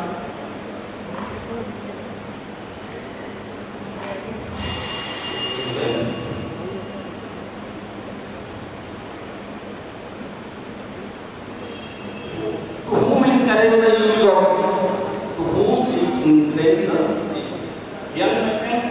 You know very well in nowadays you can heard during news. One young person, those who are doing the gymming or they are carrying exercise, they suddenly fell down. That is the person. These are the category of this person. Those who have heart, acute MI during time, during PCI, already intervened the PCI earlier, or maybe CPT. In this case, the person who knows intervention then is very advantageous in this patient. And sometimes hybrid intervention. Hybrid intervention means use of this drug balloon as well as the reobservation.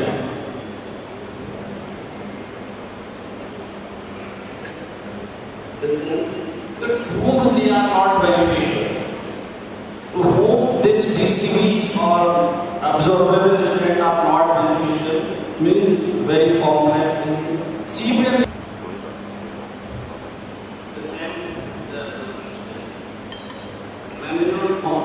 sometimes we will come only with the sudden obstruction and we found there is a thrombus burden and there is no underlying blockage because of the so many reasons thrombus comes in coronary. So this thrombotic burden also can treat without any stent. Thrombus containing lesion is well known predictor. Thrombus burden is established or low mass section divided we found there is no progress.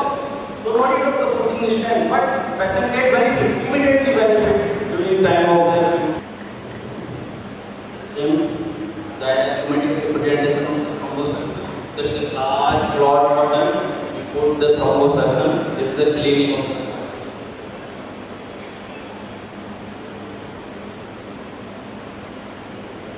these are few cases in which you can see or you can observe some 23-year-old. I put that this is very initial area. No diabetes, no hypertension, no pulmonary asthma, RCA dominant patient that developed in early heart attack. And if you see, there is a price for that, it is from very big thrombus. This side, and this wire, and this thrombosuction device. Thrombus, there is balloon inside and moving. You can see the moving structure. That is the thrombosuction device. It is retract the cord. And after this is the DCB. You see the inflated cord. That is the drug-coated balloon. It delivers that medication to prevent the future future problem. Now see normal result. This is normal. Look inside. We didn't put any scaffold. Just we withdraw the rod, deliver the medication to prevent the future losses. This is interesting. The 30-year-old suddenly fell down at home. The father and mother being with home to save my child there. That we found to see the result. And after 15 days, he was fit for the marriage. You see, the coronary disease that is totally invisible. After thrombosuction and after the drug delivery balloon DCB, you see that.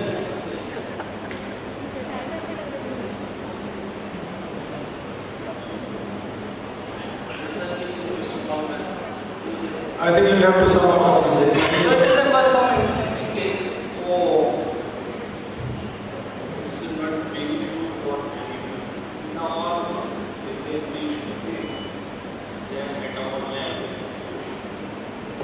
just to summarize, the metal-free revascularization technology, metal-free revascularization technologies represent significant innovative offering unique combination benefit unlike traditional technique. Traditional means being better not diluting the system. This time, the metal-free technology offering revascularization without leaving behind the metal scaffold means no.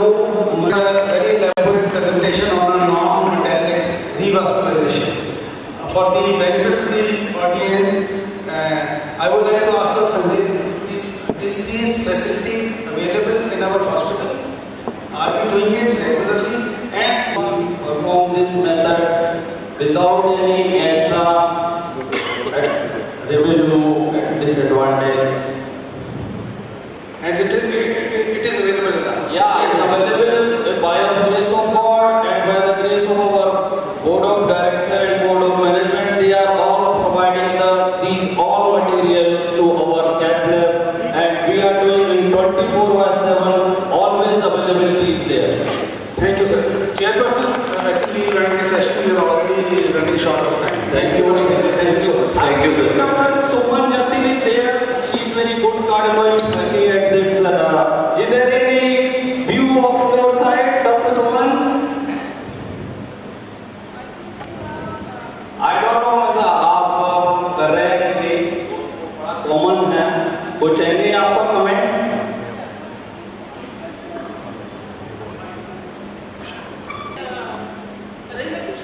The cardiology previously also. Are you able to listen me? Hello?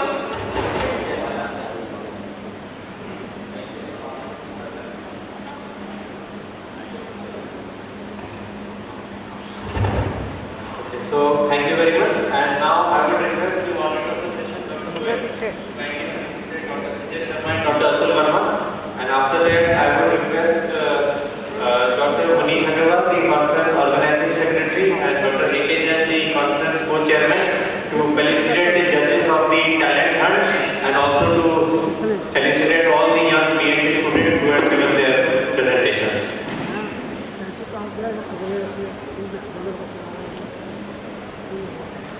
So for the next session now, it is a session on cardiorenal metabolic care, for which I would like to invite senior residency from the prestigious Kalavati Sanat Hospital and working in our hospital for more than 33 years now.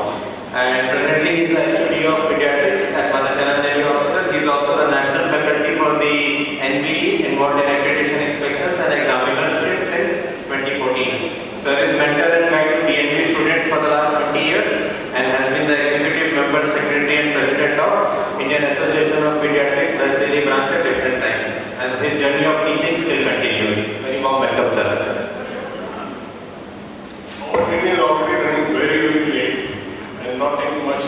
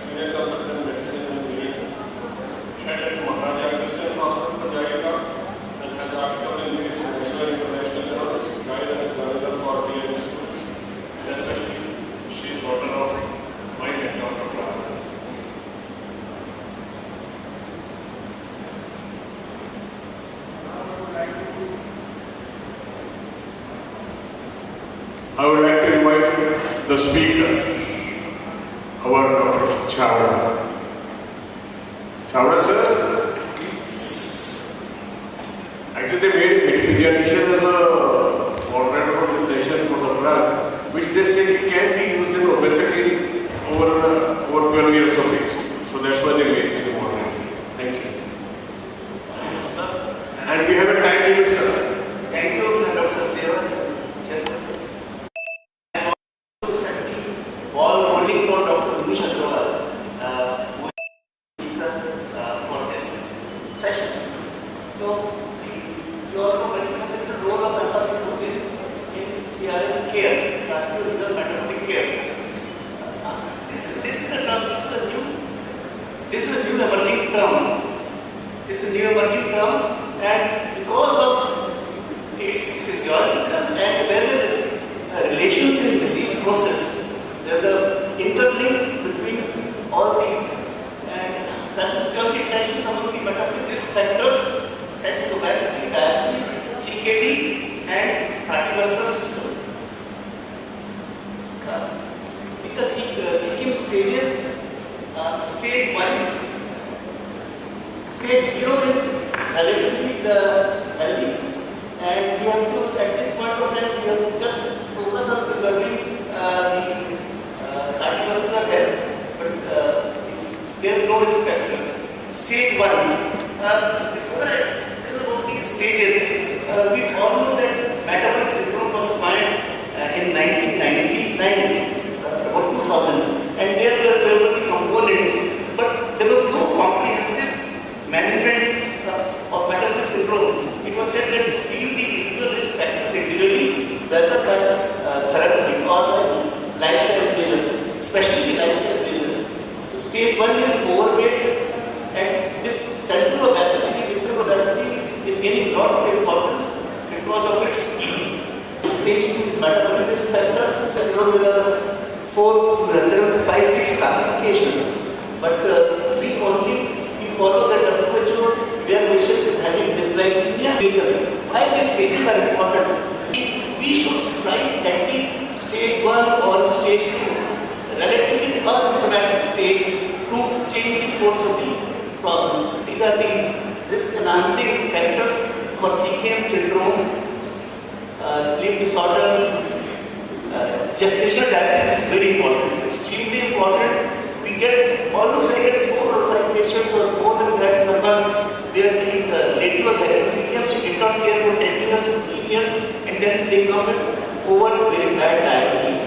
Had she been getting her such checkup, then these things would have been postponed. Prevalence of CKD, this is a NIANS study. In US, they regularly do, and this data comes every 2 years. So to see how this is done in children and all ages. So stage 1, 2, 3. This is the conceptual diagram. I have already said the interplay. Ultimately, CKD and cardiovascular morbidity and mortality. Why we are worried about this? Because we should know that the large vessel atherosclerosis that predates development of diabetes by 10 to 15 years, maybe more. And that is the reason we should be worried, because diabetes has cardiovascular, and that is not the case. Because diabetes leads to a protected course, but the problem of CV risk factors, CV problems, that predates development of diabetes by 10 to 20 years. This is the sociological framework for genetics, and epigenetics are important, but genetic हमको label नहीं करना चाहिए. Environmental factors are equally and more important. Interactions between various conditions, and this is how we are important. Then the intervention through pharmacological means. And now, of course, with change scenario, we have pharmacological means also, but in stage 2 and stage 3, but definitely for if BMI is reasonable, we should focus on lifestyle measures. And lifestyle measures sleep, stage 4 lifestyle measures are important. All the time. Dr. Munish.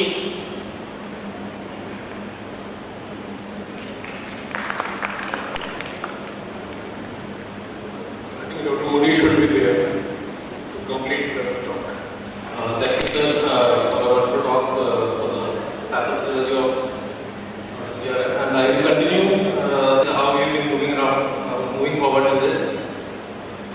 So the rising challenge of cardiometabolic disease, we all know about 1 million people around the world are, if you take them, are the leading cause of death worldwide. This has already been explained. So, high prevalence of heart failure in CKD and with diabetes. College of Cardiology, American Heart Association, or European Society of Cardiology, and even the 2023 expert council, all are recommending SGLT2 inhibitors in all spectrums of heart failure, whether it is mid rate, whether it is preserved ejection fraction or reserved ejection fraction. So advantages of using SGLT2, there is decreased risk of hyperkalemia and hypokalemia. It reduces the progression of renal dysfunction. Clinical evidence of hypertension in diabetes.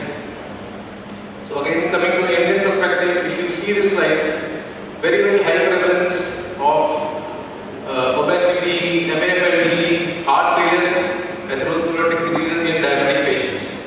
We are the world capital of diabetes. This is an interesting slide and scary one also. If you see here, 80% of the patients who are diagnosed with coronary vascular disease, CKD, and will die of a cardiovascular event, patients who are diabetic, 80% of them. 50% of them are diagnosed with CKD at least in their lifetime, and 30% of them are diagnosed with heart failure in their lifetime. So we need a drug which aims at mitigating cardiac and renal factors. So basically, we are looking for a patient-centric approach, not only glucose-centric. Of course, glucose-centric is important. We have to control the glucose levels, but we want a drug which is effective in helping us in controlling the heart failure, maybe reducing the admission for heart failure and reducing even the progression of chronic kidney disease. So ADA 2025, if you see here, has again recommended SGLT2 in all patients who are at risk of having a cardiovascular disease, patients who are diabetic, patients who have had a heart failure or in the past also, and patients with CKD. Because that again reduces the progression of the chronic kidney disease. This is a study of EMPA-NEC and Nicolatic, two major studies which were done. Although the basic characteristics which were taken were different, but they have the studies have shown that there is significant reduction in MACE, that is the major adverse cardiac event, in patients who were given empagliflozin rather than dapagliflozin. This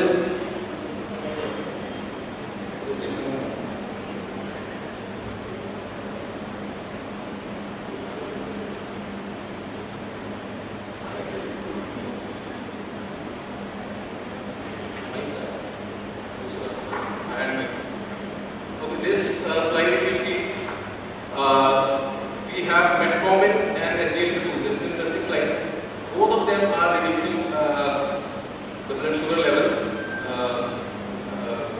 According to that, hypoglycemia again, if you see a significant weight loss by SGLT2 inhibitors. So these patients we can put them on and we can get the weight loss what we want. Effect on major adverse cardiac events has been shown with both gamma and in the readmissions in patients with heart failure. So it is better than metformin in this respect. Progression of CKD again, metformin, you don't see any effect on that, but there is a reduction in the progression of CKD in patients who are put on SGLT2 inhibitors.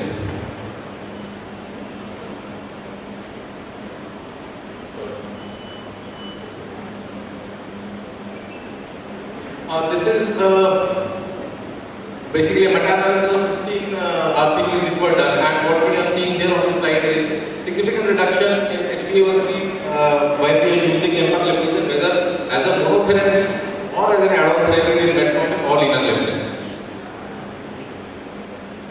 Benefits of EMPA in the CRM spectrum. Empagliflozin therapy led to lower risk of progression of kidney diseases. This I already said, told you. And empagliflozin therapy led to lower risk of progression of kidney diseases and death from cardiovascular diseases in CKD patients.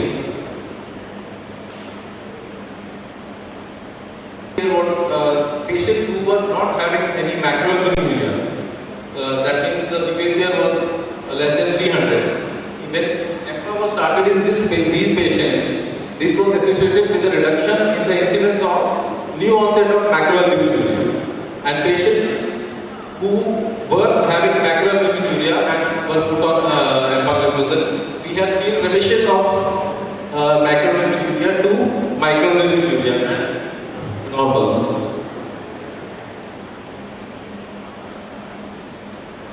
NGOs categories, which has shown that empagliflozin reduces the risk of heart failure hospitalization, which I already told, and cardiovascular deaths, and slows the decline of renal function in these patients across all ranges of CKD.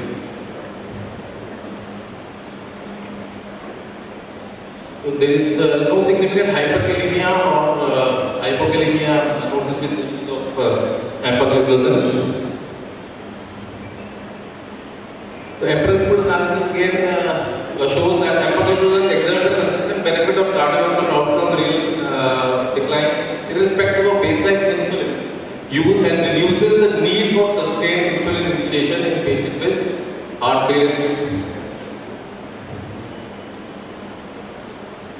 This is the sugar DMHF trial, which shows that there was a reduction in the left end systolic and diastolic volume.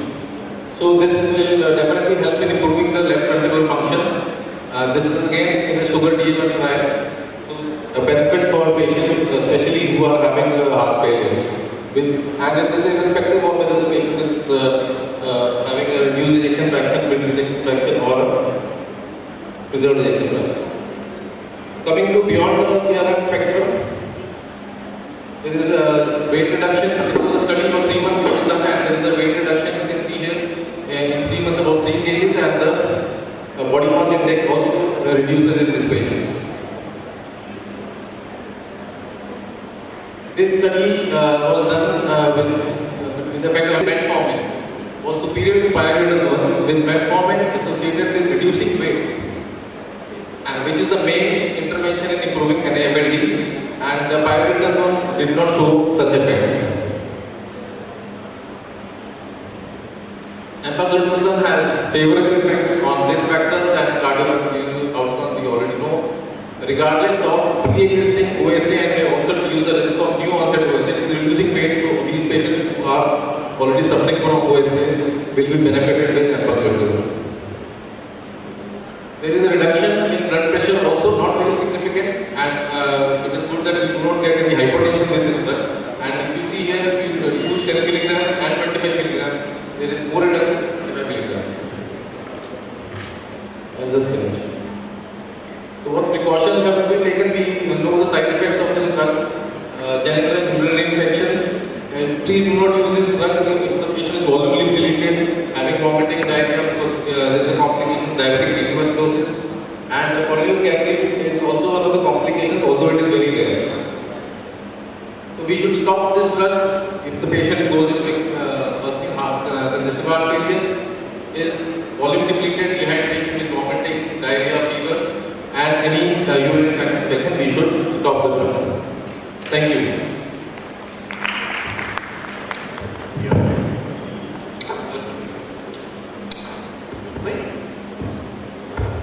Thank you, Dr. Manish and Dr. Chhabra, for a very lucid presentation. And just to highlight that the benefits of SGLT2 inhibitors are irrespective of the diabetic status of the patient. So they have actually changed the landscape of management of CRM, both in terms of cardiovascular renal benefits and in terms terms of the metabolic health. In heart failure. Yeah. Well, I think we are blessed to have these SGT inhibitors. Earlier we just concentrating on the diabetic treatment, and we knew that diabetes causes so many complications as well. But our main focus used to be on the diabetic. One, we have a new drug, SGT inhibitors, which can take care of all the comorbidities, such as MSLD, obesity, hypertension, kidney, heart, and you name it, what are the complications with the diabetes, it has some effect. Thank you. Excellent talk by both the speakers. Thank you. Thank you, sir. All the chairpersons, please move to the recitation. The speaker, moderators, and the chairperson of this session. So for the next session now, another session on cardiology, on lipid lowering, for which I would like to invite the moderator, Dr. Shantivardhan sir, please. Dr. Shantivardhan, he is a PhD in medical oncology and he has an experience of more than 44 years in this field, and he has completed his post-graduation from the Baptist Lumumba People's Friendship University of Moscow in 1981 and super specialization in oncology from the Supreme Attestation Commission in 1987. And he is a member of the various medical association bodies and working in the oncology department in our hospital for more than 25 years. Welcome, sir. Shantivardhan sir would invite the chairperson and the speaker for the next session.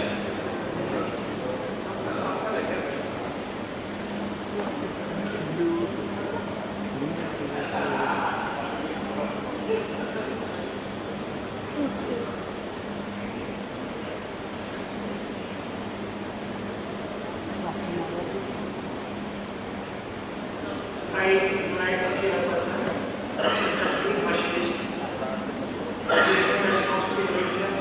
from JJM Medical College, Director, Daya Hospital, Senior Consultant Physician with more than 20 years of practice.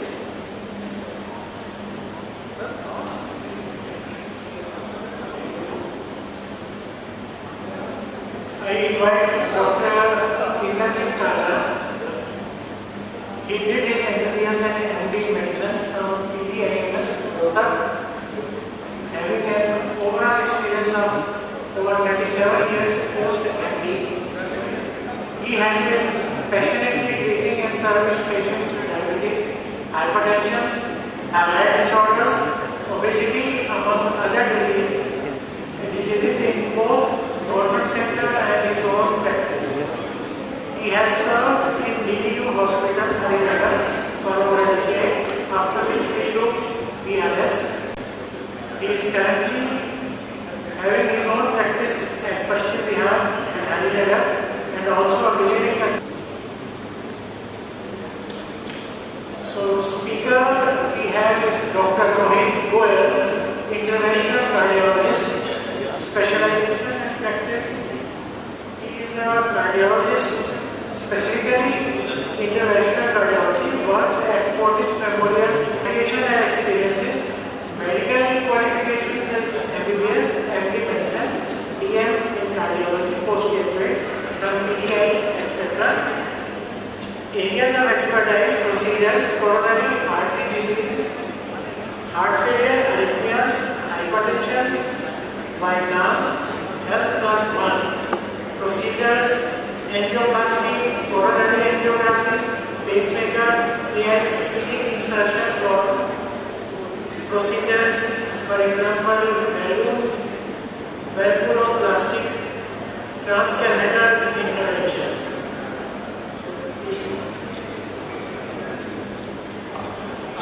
Good evening, everybody. Today we will see molecule lipid lumen therapy. It's basically for primary prevention, secondary prevention of lipid lumen therapy.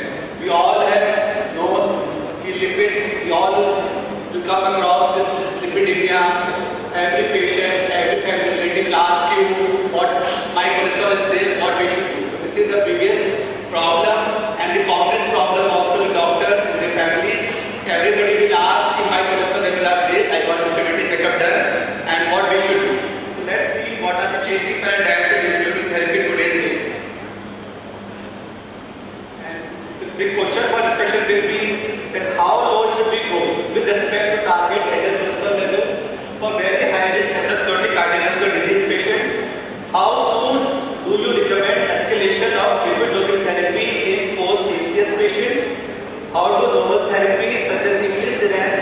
fit in this current lipid lowering space, and what are the salient clinical evidence and guideline recommendations for this molecule, and which atherosclerotic cardiovascular disease patient types do you think would benefit from this novel therapy, and the disease-universal Society of Cardiology 25 guidelines that they have divided all patients or all individuals into 4 categories. One is very high risk, that is now the lipid lowering therapy by cardiologists, by physicians, it is divided on the basis of risk categories: very high risk, moderate risk and low risk.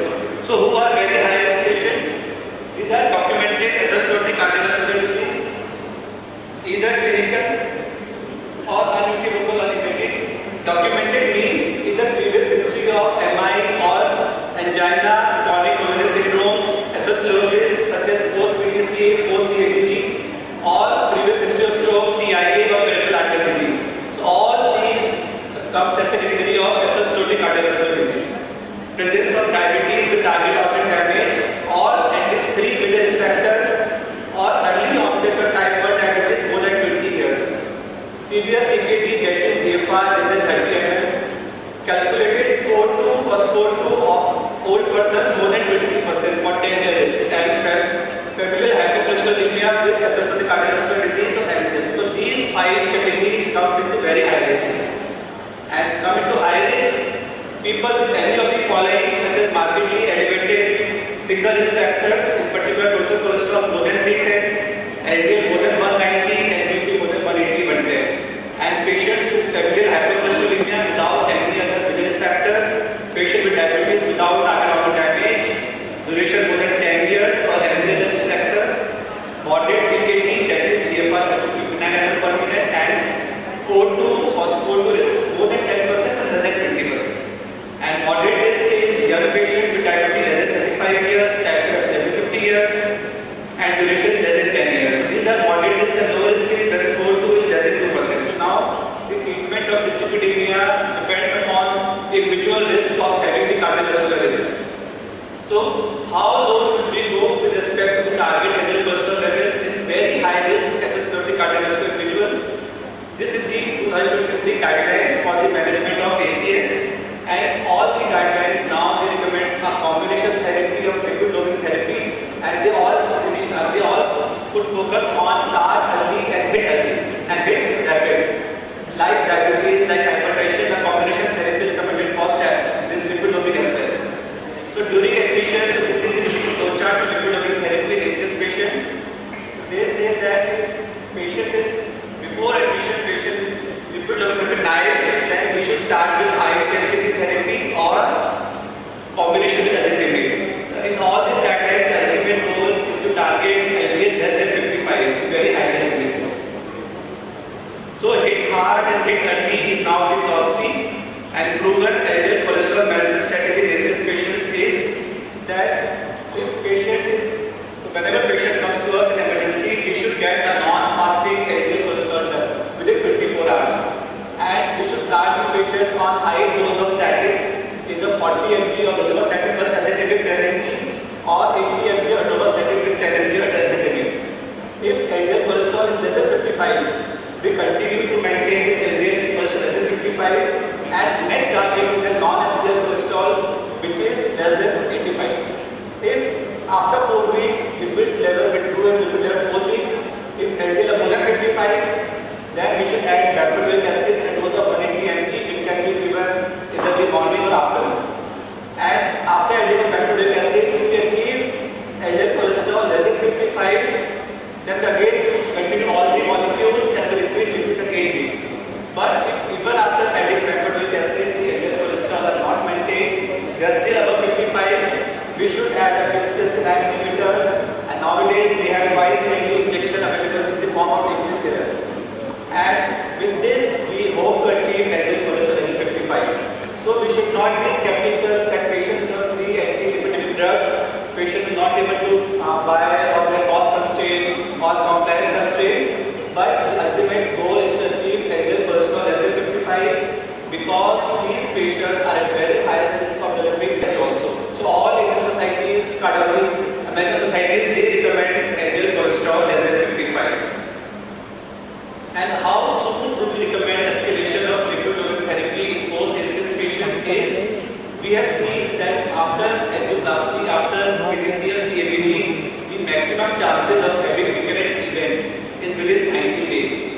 So it is seen that approximately 1 in 10 patients, they report a second MI or stroke or cardiovascular death within first 90 to 100 days and more than 10% in money. So we have to strike early and we have to strike hard, and we have to maintain early and aggressive management of dyslipidemia. So this is this slide which is now published by International Society of Cardiology in 2025. So they have categorized the patients into low risk, moderate risk, high risk, very high risk, and these are the lipid goals. That in low risk, the LDL cholesterol should be less than 116.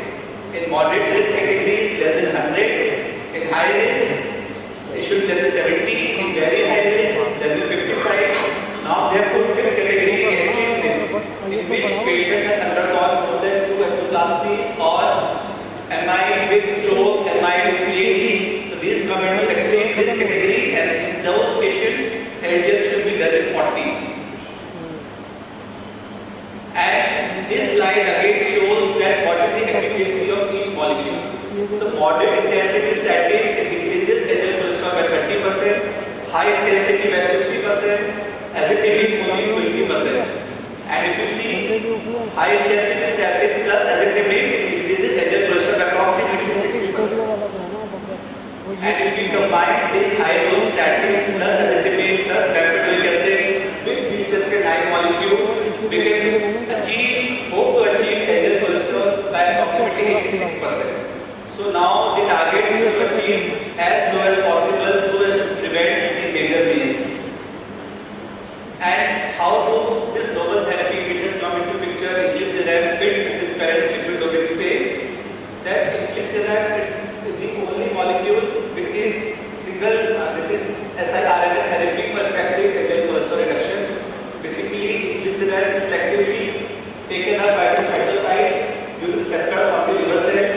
It gets ingested by the endosome where it interferes with the production of PCSK9 RNA, and it inhibits the formation of PCSK9, thereby increasing the LDL cholesterol receptors on the surface of the liver, which leads to increased uptake of LDL by the liver cells and thereby decreasing the level of LDL from the bloodstream. So this inclisiran allows effective and sustained LDL cholesterol reduction in the bloodstream. And it is seen that we know that statin therapy has to be given in the night and 365 days a year. There are many side effects, many compliance issues, and recently we had nivolumab, which was given twice a month. But this molecule is given twice a year. 6 monthly therapy is there. The molecule is removed from the bloodstream within 7 days, but its action continues for 6 months. So patient has to take just 2 injections in a year, and alone this molecule decreases LDL cholesterol by 50%. So what is the evidence? What is the guideline recommendation for this inclisiran molecule? That it is seen that inclisiran leads to an effective and sustained LDL cholesterol reduction. And a pooled analysis of over 9, 10, 11 trials, they show that there was 15% sustained reduction in LDL cholesterol and 15% reduction is efficacious as compared to placebo. And it was seen that in these pooled analysis, 75% patients achieved LDL cholesterol less than 50. So we can see that this molecule is very effective and it reaches sustained reduction. Data up to 7 years. Up to 7 years, they have seen that it leads to a sustained reduction in the LDL cholesterol. Again, this Orion 18 was conducted in Asian patients. In India also many patients were enrolled, and they have seen that it was 57% effective in reducing the LDL cholesterol levels, and 56% there was sustained reduction in LDL cholesterol levels over a follow-up period, and more than around 72% patients achieved more than 50% LDL cholesterol reduction with inclisiran molecule. So, inclisiran first strategy effectively decreases the LDL cholesterol and other atherogenic lipids. And it is seen that the change in the LDL cholesterol from baseline to day 30 is 53% reduction.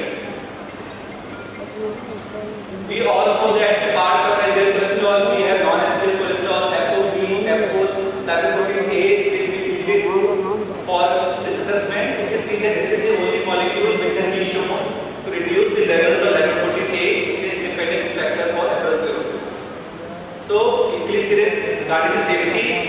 It offers a favorable safety profile.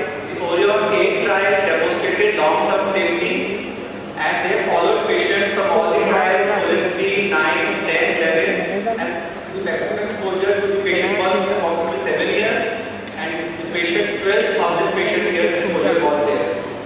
And they have seen that the majority of the side effects were injection site reactions, pain and some swelling, but it does not lead to drug discontinuation and very well tolerated. This molecule was safe in renal and hepatic impairment. No dose adjustment are needed in patients with mild to moderate hepatic impairment and mild, moderate or severe CKD. So it can be given safe in all CKD stages.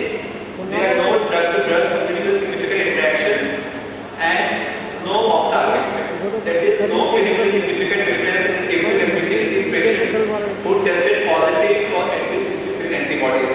So even in patients who have formed antibodies to the incretin molecule, there are no side effects and no decrease in efficacy. These are the ongoing cardiovascular outcome trials with this incretin molecule, Victorian 2, Victorian 1, where they are planning to study primary prevention, that is time to the first occurrence of MACE and any major limb adverse effects.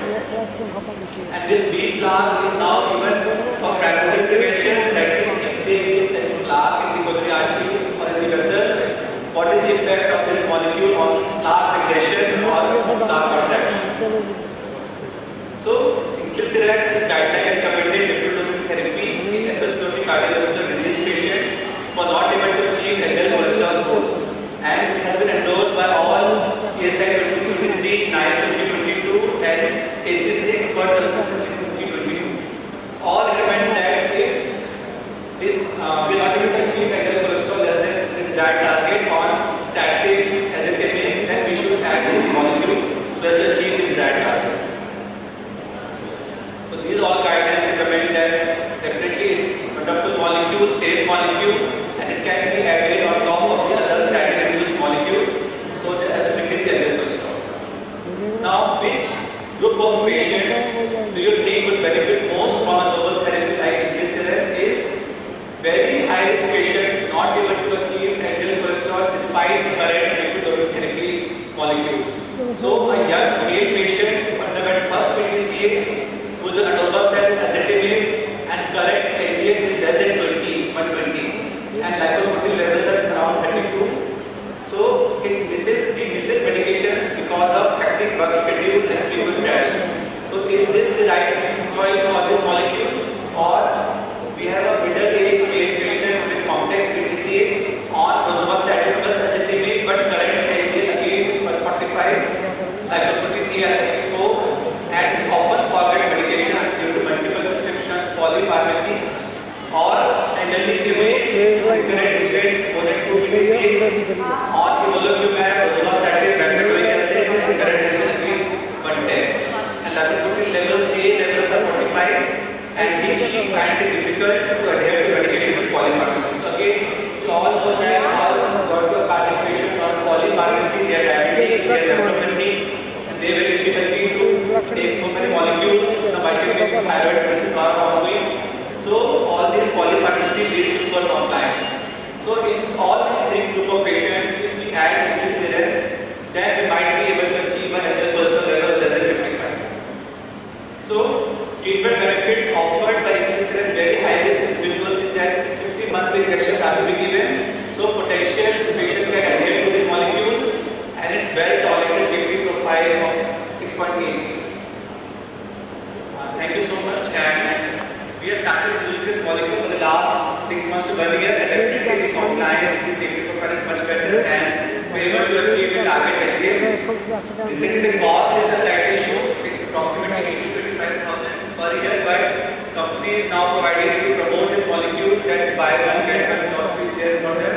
So in 82,000 you get the entire year therapy, and it's a very wonderful molecule to be used, especially non-compliant, statin intolerant, recurrent PTCAs, and you must have viewed inclisiran. How many patients have you used? Recently I have added 5 patients in total, sir. Pardon? 5 patients total. First, it is an expensive molecule. We have to counsel the patient regarding the benefits. So definitely,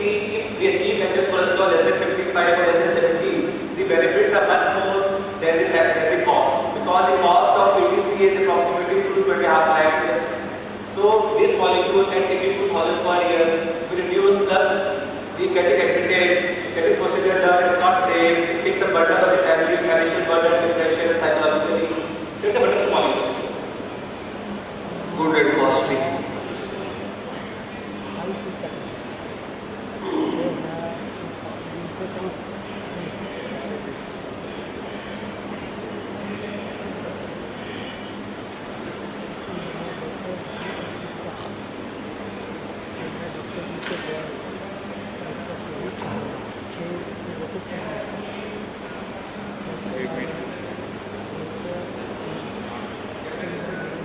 Still, this molecule is patented, no, not of patent. But in future, many other companies are coming with hopefully cost. Thank you very much, Dr. Goyal, for that enlightening talk.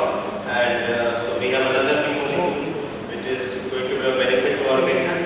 And I will now request Dr. V.S. Sassar sir and Dr. Poonam Pirati sir to kindly finish the cardiorenal and diabetes to topic infectious diseases, and moderated by Dr. Sakshi Arora.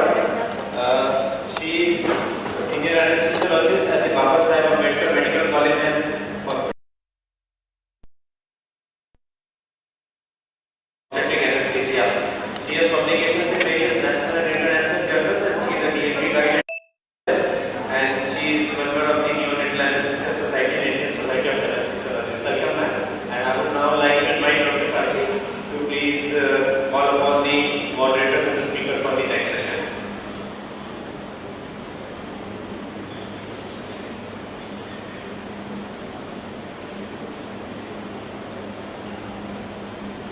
Good evening, everyone. It's an absolute honor over here to be present for this conference. I would like to call upon Dr. Kapil Lamba. Sir is MBBS, MD Anesthesia. Sir is a senior consultant in Department of Anesthesia at Mata Charandevi Hospital. He's a senior faculty examiner assessor of DMP program. He has many publications and research papers, presentation and scientific deliberations, over 50 scientific presentations at state and national level. He has conferred multiple awards and honors, including IMA President Appreciation Award at Kolkata. Next, at DMK Max Super Speciality Hospital, New Delhi, he is recognized DRMB, CCM and IDCCM teacher. He has NHS Trust.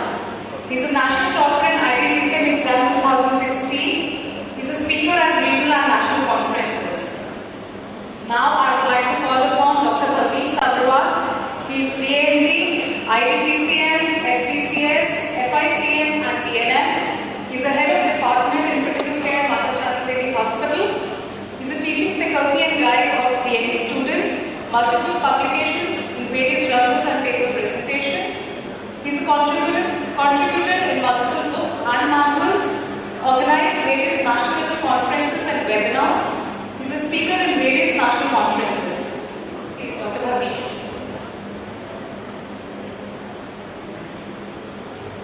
Thank you, Dr. Sakshi. So, good evening once again. We are talking about the role of near gram-positive agents in community-acquired pneumonia. As a physician and a clinical care specialist, we all know that community-acquired pneumonia is a very old problem, but day by day it is very difficult to treat.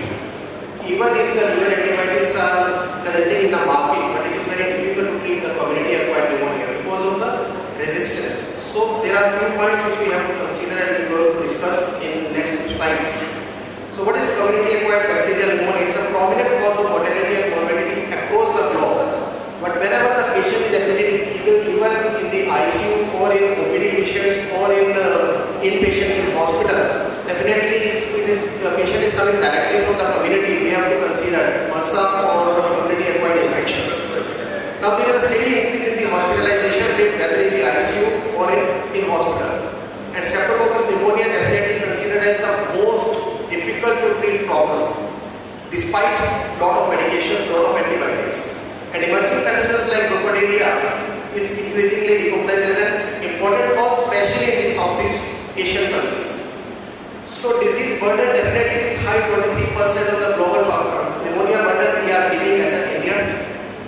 Pneumonia and clearance and colonization, if we see, by the grace of God, we are having certain mechanisms which we can prevent the occurrence of pneumonia, like ciliary clearance, mucus entrapment, intact epithelial barrier, immune surveillance, and there are secondary things also. If there is a disruption in these type of barriers, definitely it's going to chest infection which is called as pneumonia. So effects and factors, there are certain types of pneumonia like alveolar, lobar pneumonia, bronchopneumonia, interstitial or atypical pneumonia depending upon the organisms and site of infection. In lobar pneumonia, definitely it's a typical kind of community-acquired pneumonia, staph pneumonia, and H. influenza. In atypical causes, definitely mycoplasma, chlamydia, and legionnaria. But what is the difference between typical and atypical type of pneumonia? Typical, it is infectious agents. We know it is easy to culture. It is comparatively easy to treat if we are giving antibiotics on time. But in atypical type of pneumonia, pathogenic pathogens are difficult to treat. Cultures are not able to identify these type of organisms, and they are not responsive to penicillin group of drugs. So in history, patient is present to you very simple history like fever, tachycardia, tachypnea, productive cough, on percussion, there is a dullness, decreased breath sounds, cackles, and investigations you will find out the lobar consolidations and blood pictures you will get. But in atypical presentation, except all those things, patient may present with the diarrhea, vomiting, ear, eye pain, neck, lung, rashes, sore throat, because these are the atypical presentations. Patient may be subacute or non-toxic type of patient. That's why it is called as walking type of pneumonia, walking pneumonia syndrome. In a global mortality, if you see the MRSA, in my opinion, definitely it is very difficult to treat MRSA type of organisms, and patient is presenting directly from the community and in shock. I'm telling you, it is really difficult to treat. And India is a global capital giving these type of infections, and as compared to the carbapenem resistant organism, whether it is E. coli, pneumonia, pseudomonas, or Acinetobacter, alone MRSA is giving 1,21,000 of patients till 2019. And I'm telling you that it is increasing day by day. From 2016 to 2021, percentage of penicillin resistant staph aureus, which is community acquired, is increased gradually and significant numbers. Especially it is given by the Southeast Asian countries.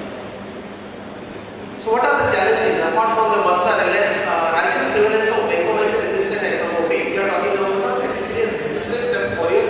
Another thing is vancomycin resistant enterococcus.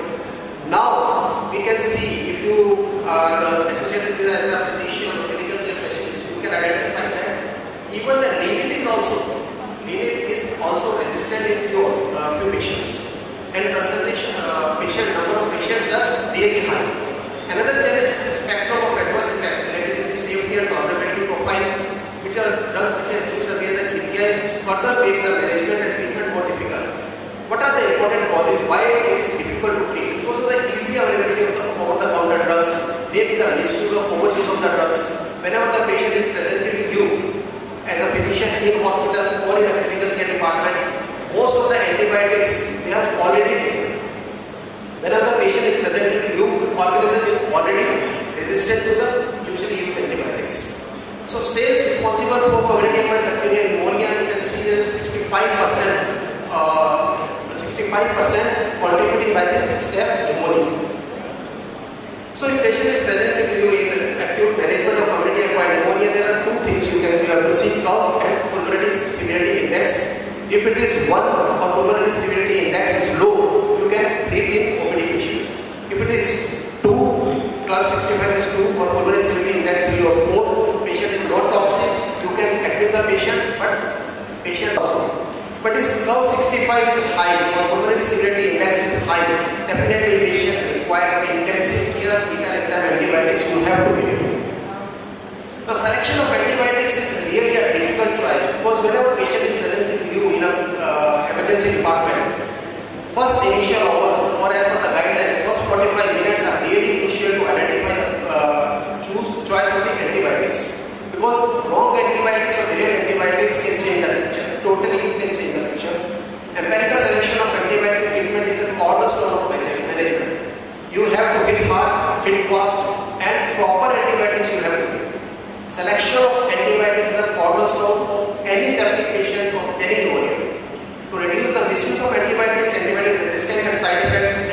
individualized antibiotic treatment is needed. And not only to start the antibiotic, the important thing is to taper down the antibiotic. When you have to decide when you have to stop the antibiotic, when you have to change it from IV to oral. So current medications which are available like Hyatt, we are talking about the gram-positive only. Hyatt, nicotinic, Rango, Dapto, TCM, clindamycin, day in and out we are using these type of antibiotics. Vancomycin definitely it is not easy to use because you have to check the blood levels after every 4 dose, which we are not using in our practices nowadays. But higher doses can lead to renal insufficiency. There are certain other side effects, but nephrotoxicity is one of the important things. Daptomycin in community acquired pneumonia, surfactant will not allow to act the daptomycin in lungs, so it will not help us. Linit, it is a bacteriostatic drug. First of all, it is a bacteriostatic drug, and there are multiple problems associated with the Linit. First of all is thrombocytopenia, optic neuropathy, especially when we are using for the prolonged time. Trimethoprim sulfamethoxazole, it is also a bactericidal drug, but there are certain side effects because of which we are not using. Clindamycin, it is having some, it is also a bacteriostatic drug, largely unproven in the treatment of community acquired pneumonia with municipal resistance, but skin and soft tissue infection or anaerobic infections you can use clindamycin. Tetracycline, it is unproven for the treatment. Tetracycline, very promising drug nowadays not only for the community acquired pneumonia but hospital acquired also for ventilator associated pneumonia. But there are always a low serum level, probably not effective in the treatment of hospital acquired MRSA. And another thing is rifampicin, rapid development of resistance, and it is included already in the tubercular management, so we are not using. There are certain new drugs, cephalosporin, fosfomycin, and levonorephoxacin. Cephalosporin, it can be used for the acute skin and soft tissue infections and community acquired pneumonia with a dose of 600 mg administered. PD dose over 5 to 60 minutes. But there are certain side effects.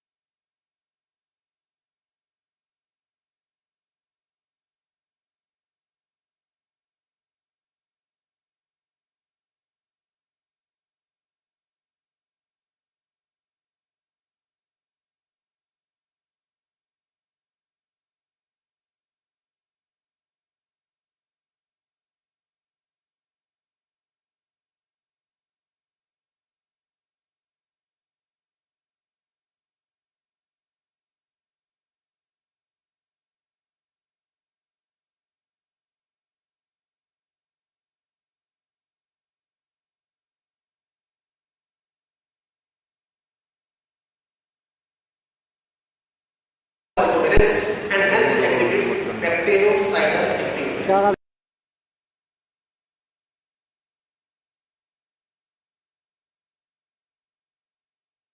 Medications are also present, so if you want to continue your treatment or you want to change from the IV to the oral, you want to discharge the patient, oral combinations are also available. For IV it is 800 mg IVPD you have to give, and the oral formulations 100 mg tablet is available in the name of Peptide commercially. So high density killing of MRSA and MRSA, favorable outcomes, different studies have shown. Like in the next slide, activity of the biofilm, which I have already told that it is very difficult to treat the bacterial infection, but it is very difficult to treat the biofilms. But if you see with the help of electron microscope, different antibiotics were used like daptomycin, clindamycin, Linit, and levonorephoxacin. The studies have shown that its effect on biofilm is very high. So levonorephoxacin kills intracellular MRSA activity on acidic medium also, as you all know that in acidic medium effect of the antibiotic decrease, but this is a promising drug which acts even in the acidic medium also. Accident bone penetration, I have used in certain patients and getting a good results.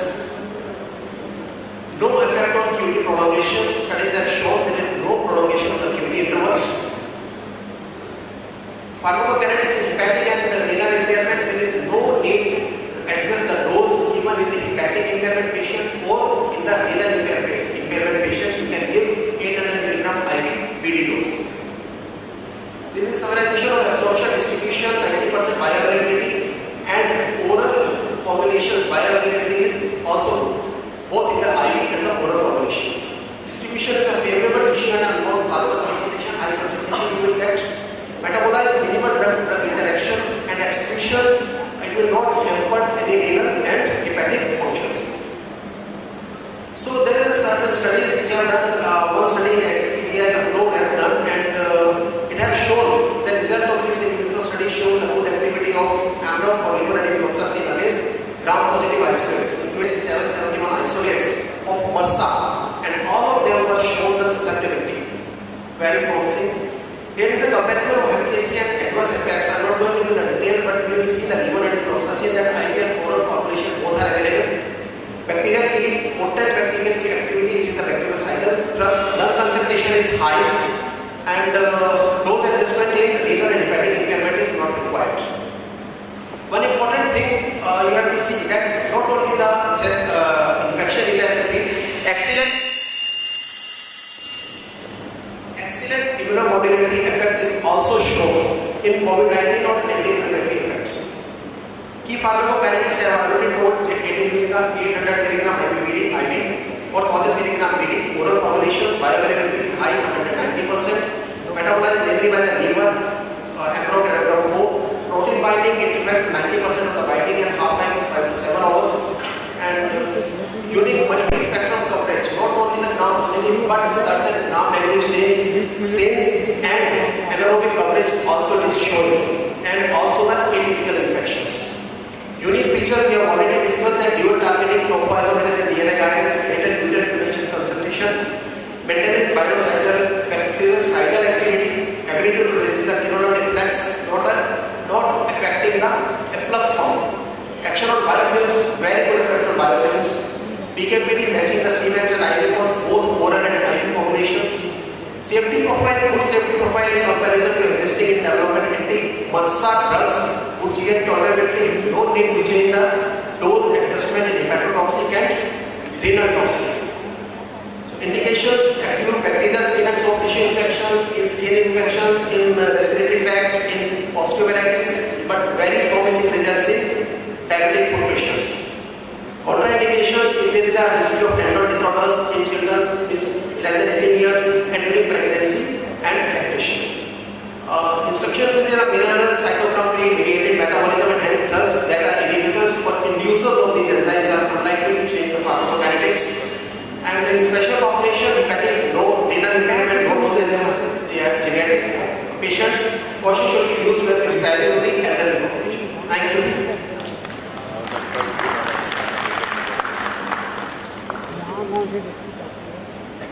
Thank you so much, Dr. Bhavnesh, for such an informative talk.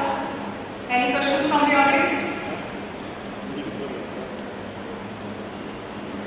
We can wind up. Thank you so much. So once again, thank you moderators and chairperson. And we have another new molecule which Dr. Bhavnesh talked about for using in our patients with gram-positive infection. I would now request the speaker, chairperson and moderators to kindly move to the felicitation area, and Dr. Megha is to kindly felicitate them. Thank you.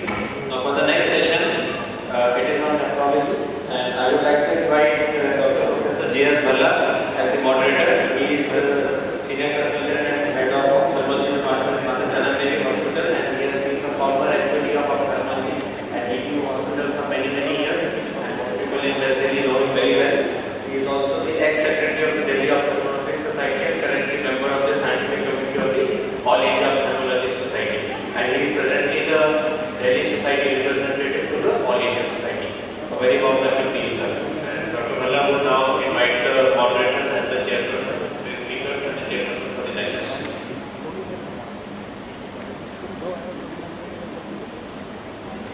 Thank you, Dr. Chandramani. It's really an honor to be present here today at the Supercon conference of Janak Pur Hospital. Now it's my proud privilege to invite the chairperson of the current session, Dr. Amit Bageja.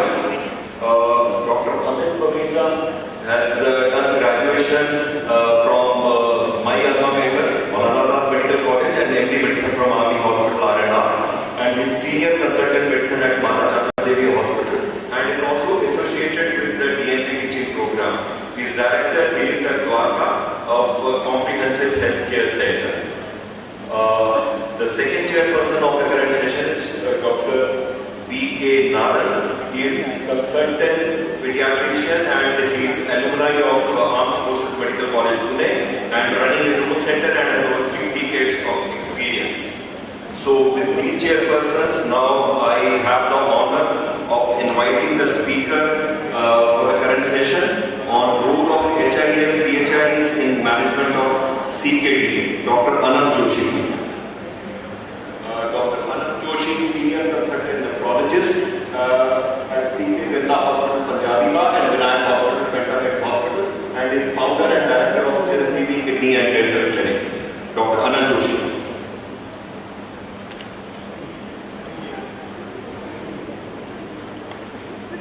Good evening, gentlemen. I would like to thank Mata Chanda Devi Hospital and the pharma supporters for inviting me part of this August gathering and trying to learn and also highlight one of the newer molecules which is helping us fight with the ever-evident problem of anemia and chronic kidney disease. So moving to the talk, I would like to go in the following fashion.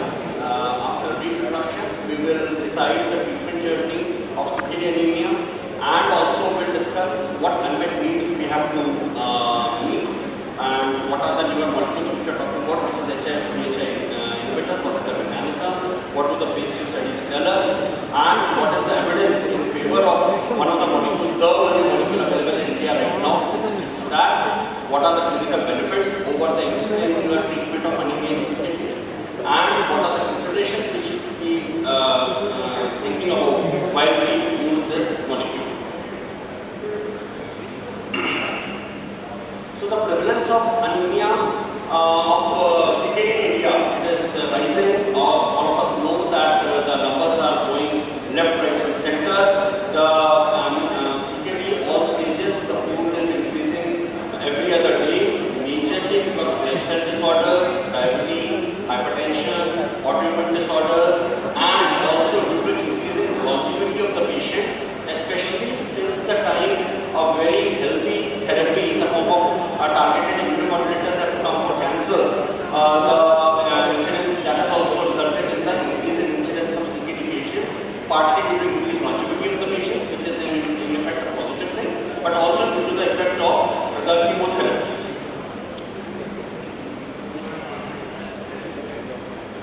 So, as we know, the severity of anemia keeps on increasing.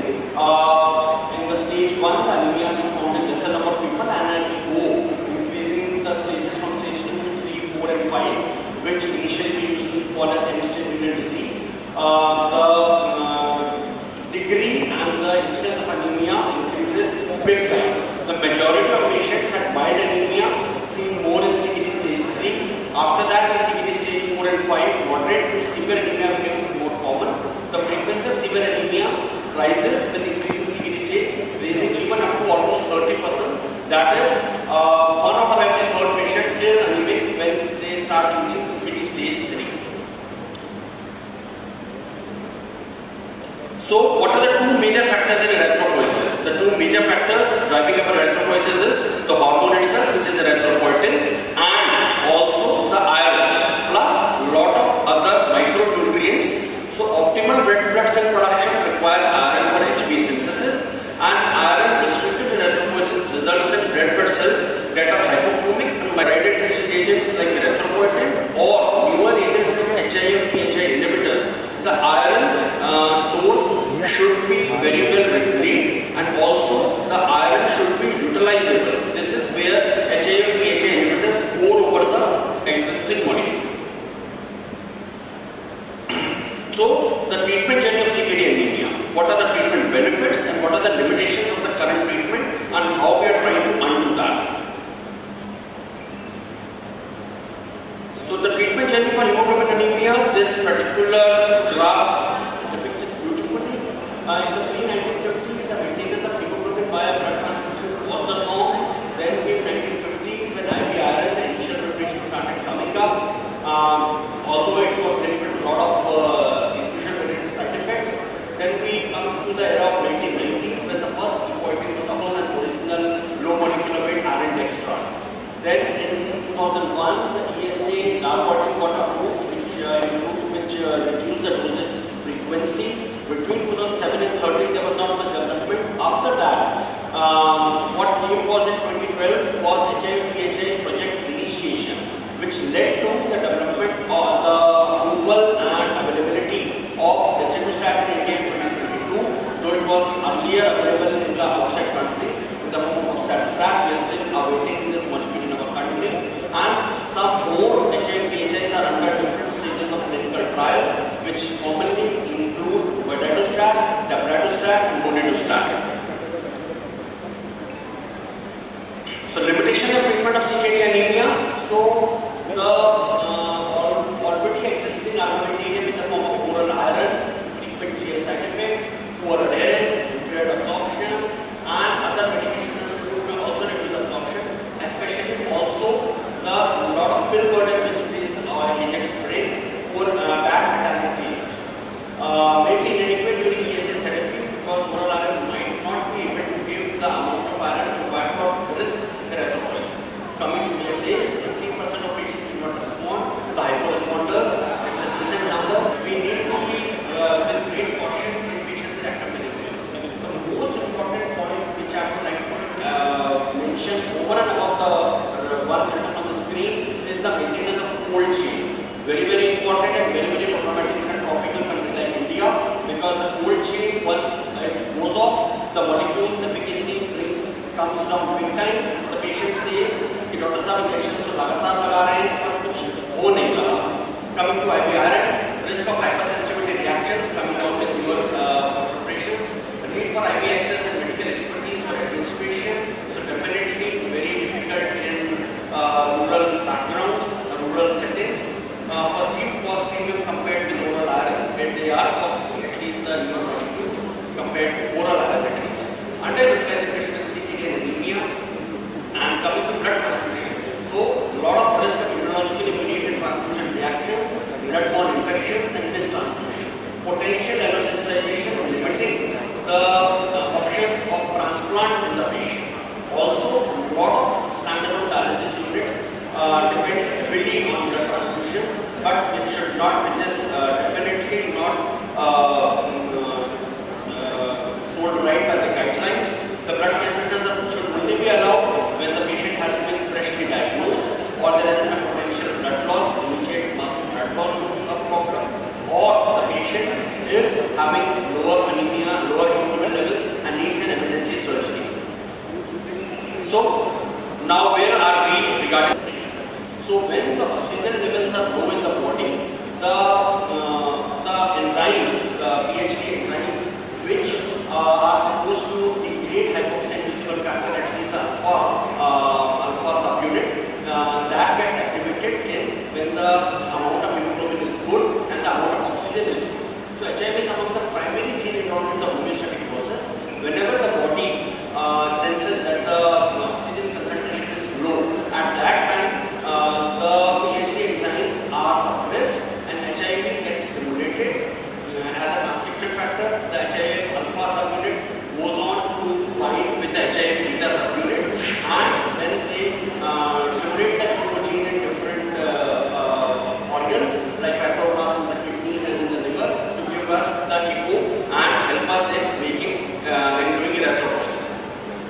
So this particular thing tells us about the mechanism of HIF, where how the alpha subunit binds with the beta subunit, translocates into the nucleus and helps us in driving the erythropoiesis.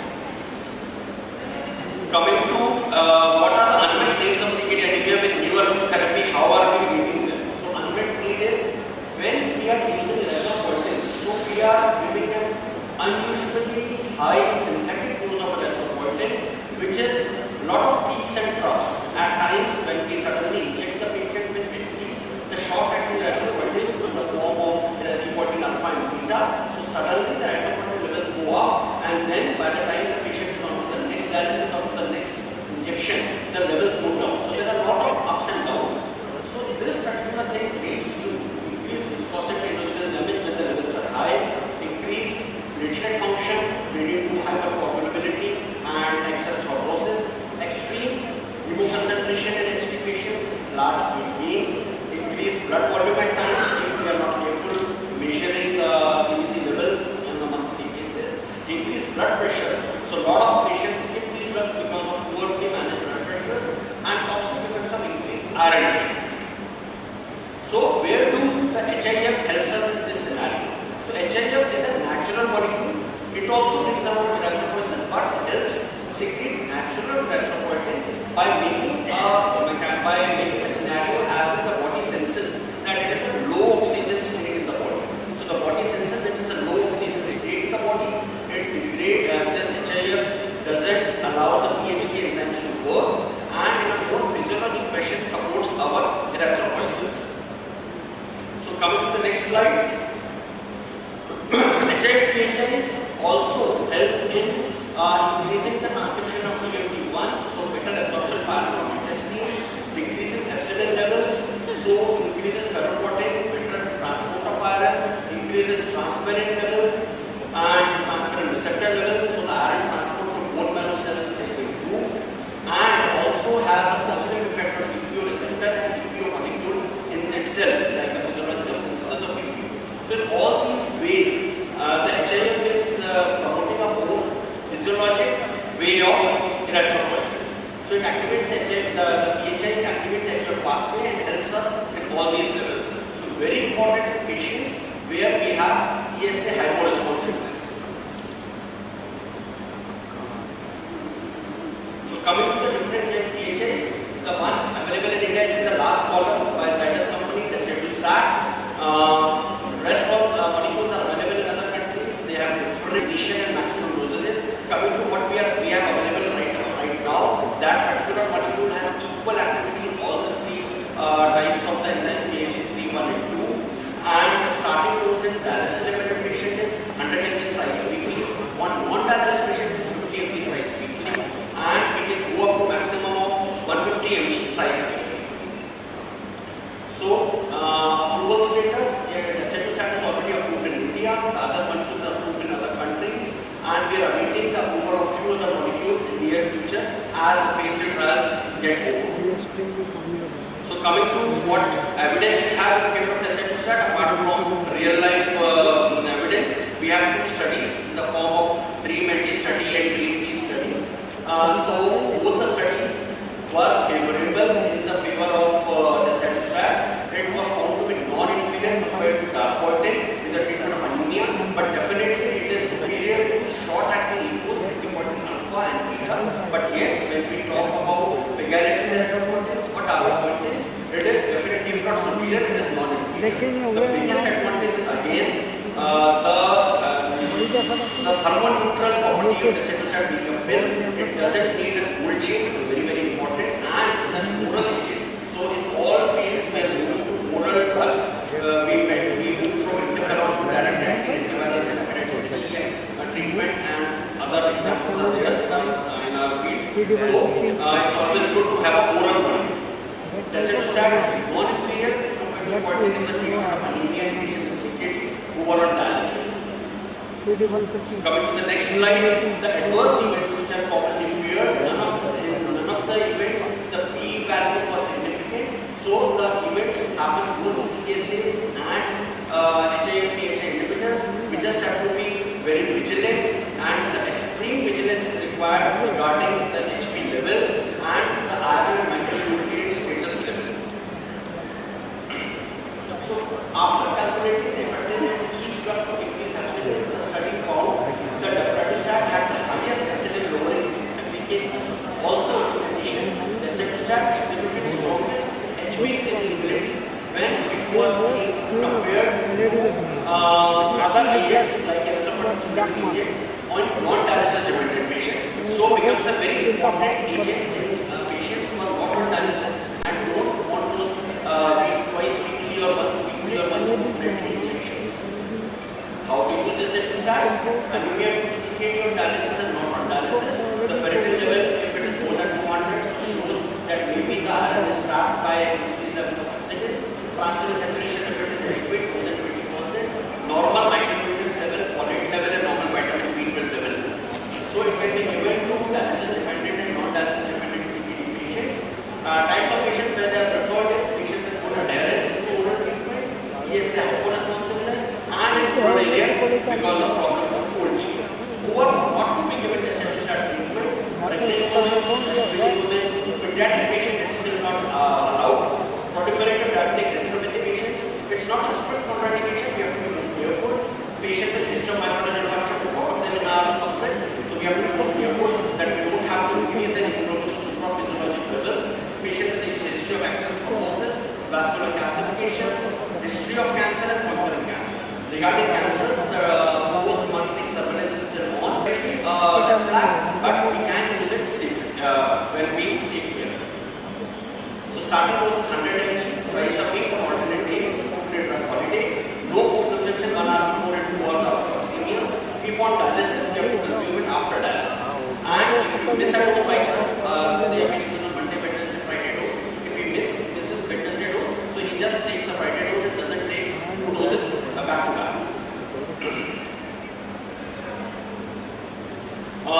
So once we are transitioning from narcotics or from being erythropoietin, so this chart helps us. But more simply said than this chart, just finishing. More simply said than this chart, start with 100 and go up to 150 over a month's time and keep on monitoring the iron levels and the CBC levels, the hemoglobin levels.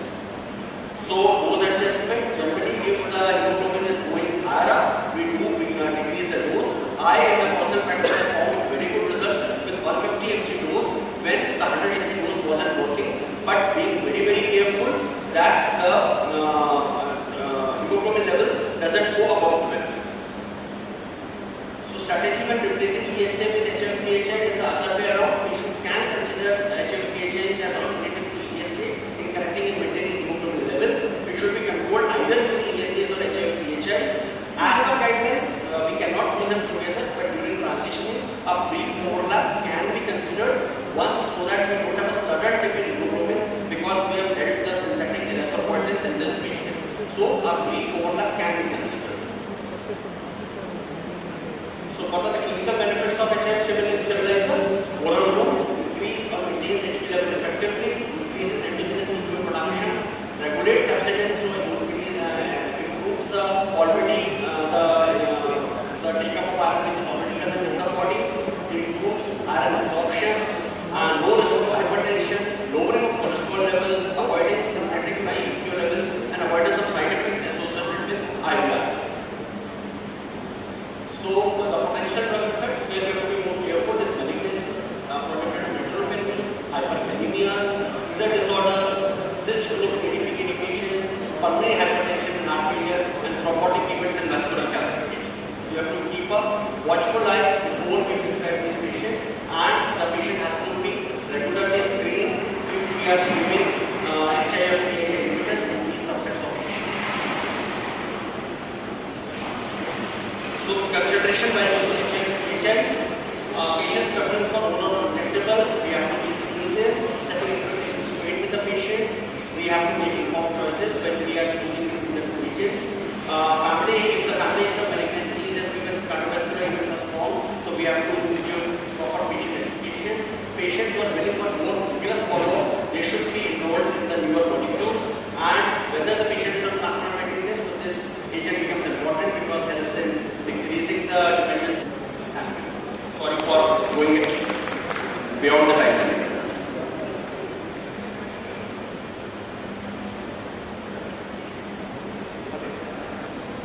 Thank you, Dr. Anand. I think that was very elaborate and exhaustive talk. Being an ophthalmologist, I just noted two points. You said it does not increase the risk of retinal hemorrhages, but at the same time, it is contraindicated in patients with proliferative diabetic retinopathy. I would not understand that. So it's not contraindicated, just that more problems. And we cannot give because a lot of our subsets are having proliferative retromyth. That- So they have to be treated as a team effort with an ophthalmologist who takes care of the proliferative retromyth and helps us utilize this. Thank you. Thank you. And I think in the care of CKD patients, there are published reports that ophthalmologist also needs to be part of the team, because regular fundus examination in CKD patients not only can differentiate the diagnosis, the positive diagnosis of the CKD patients, like whether it is diabetes, hypertension or autoimmune disorders, it also helps in monitoring the progression of CKD patients if the patients are referred for regular fundus examination. Thank you. Thank you. I would like to add what Sir has told. He is very, very right. And ophthalmologist, it has to be part of the treatment team, because sudden visual damage can be even more distressing already when the patient is fighting CKD or at any stage of CKD or maybe even on dialysis. Dialysis, we still have an options of renal replacement therapy, but once the vision is lost and it is lost for good, so the practical management of the patient in the day-to-day living becomes very, very difficult.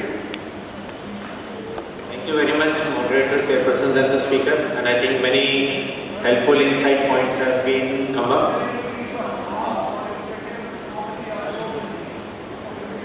Sir, in all these cases, there is a potential chance that the things from non-proliferative can go to proliferative. So I think the answer will lie in a proper multifactorial team treating such a patient. And sir, should avoid using in those patients who already have background retinopathy. Right, sir. And rest, because it's a newer molecule just in our hands for last 1.5 years. So post-marketing surveillance will bring more about it. Thank you.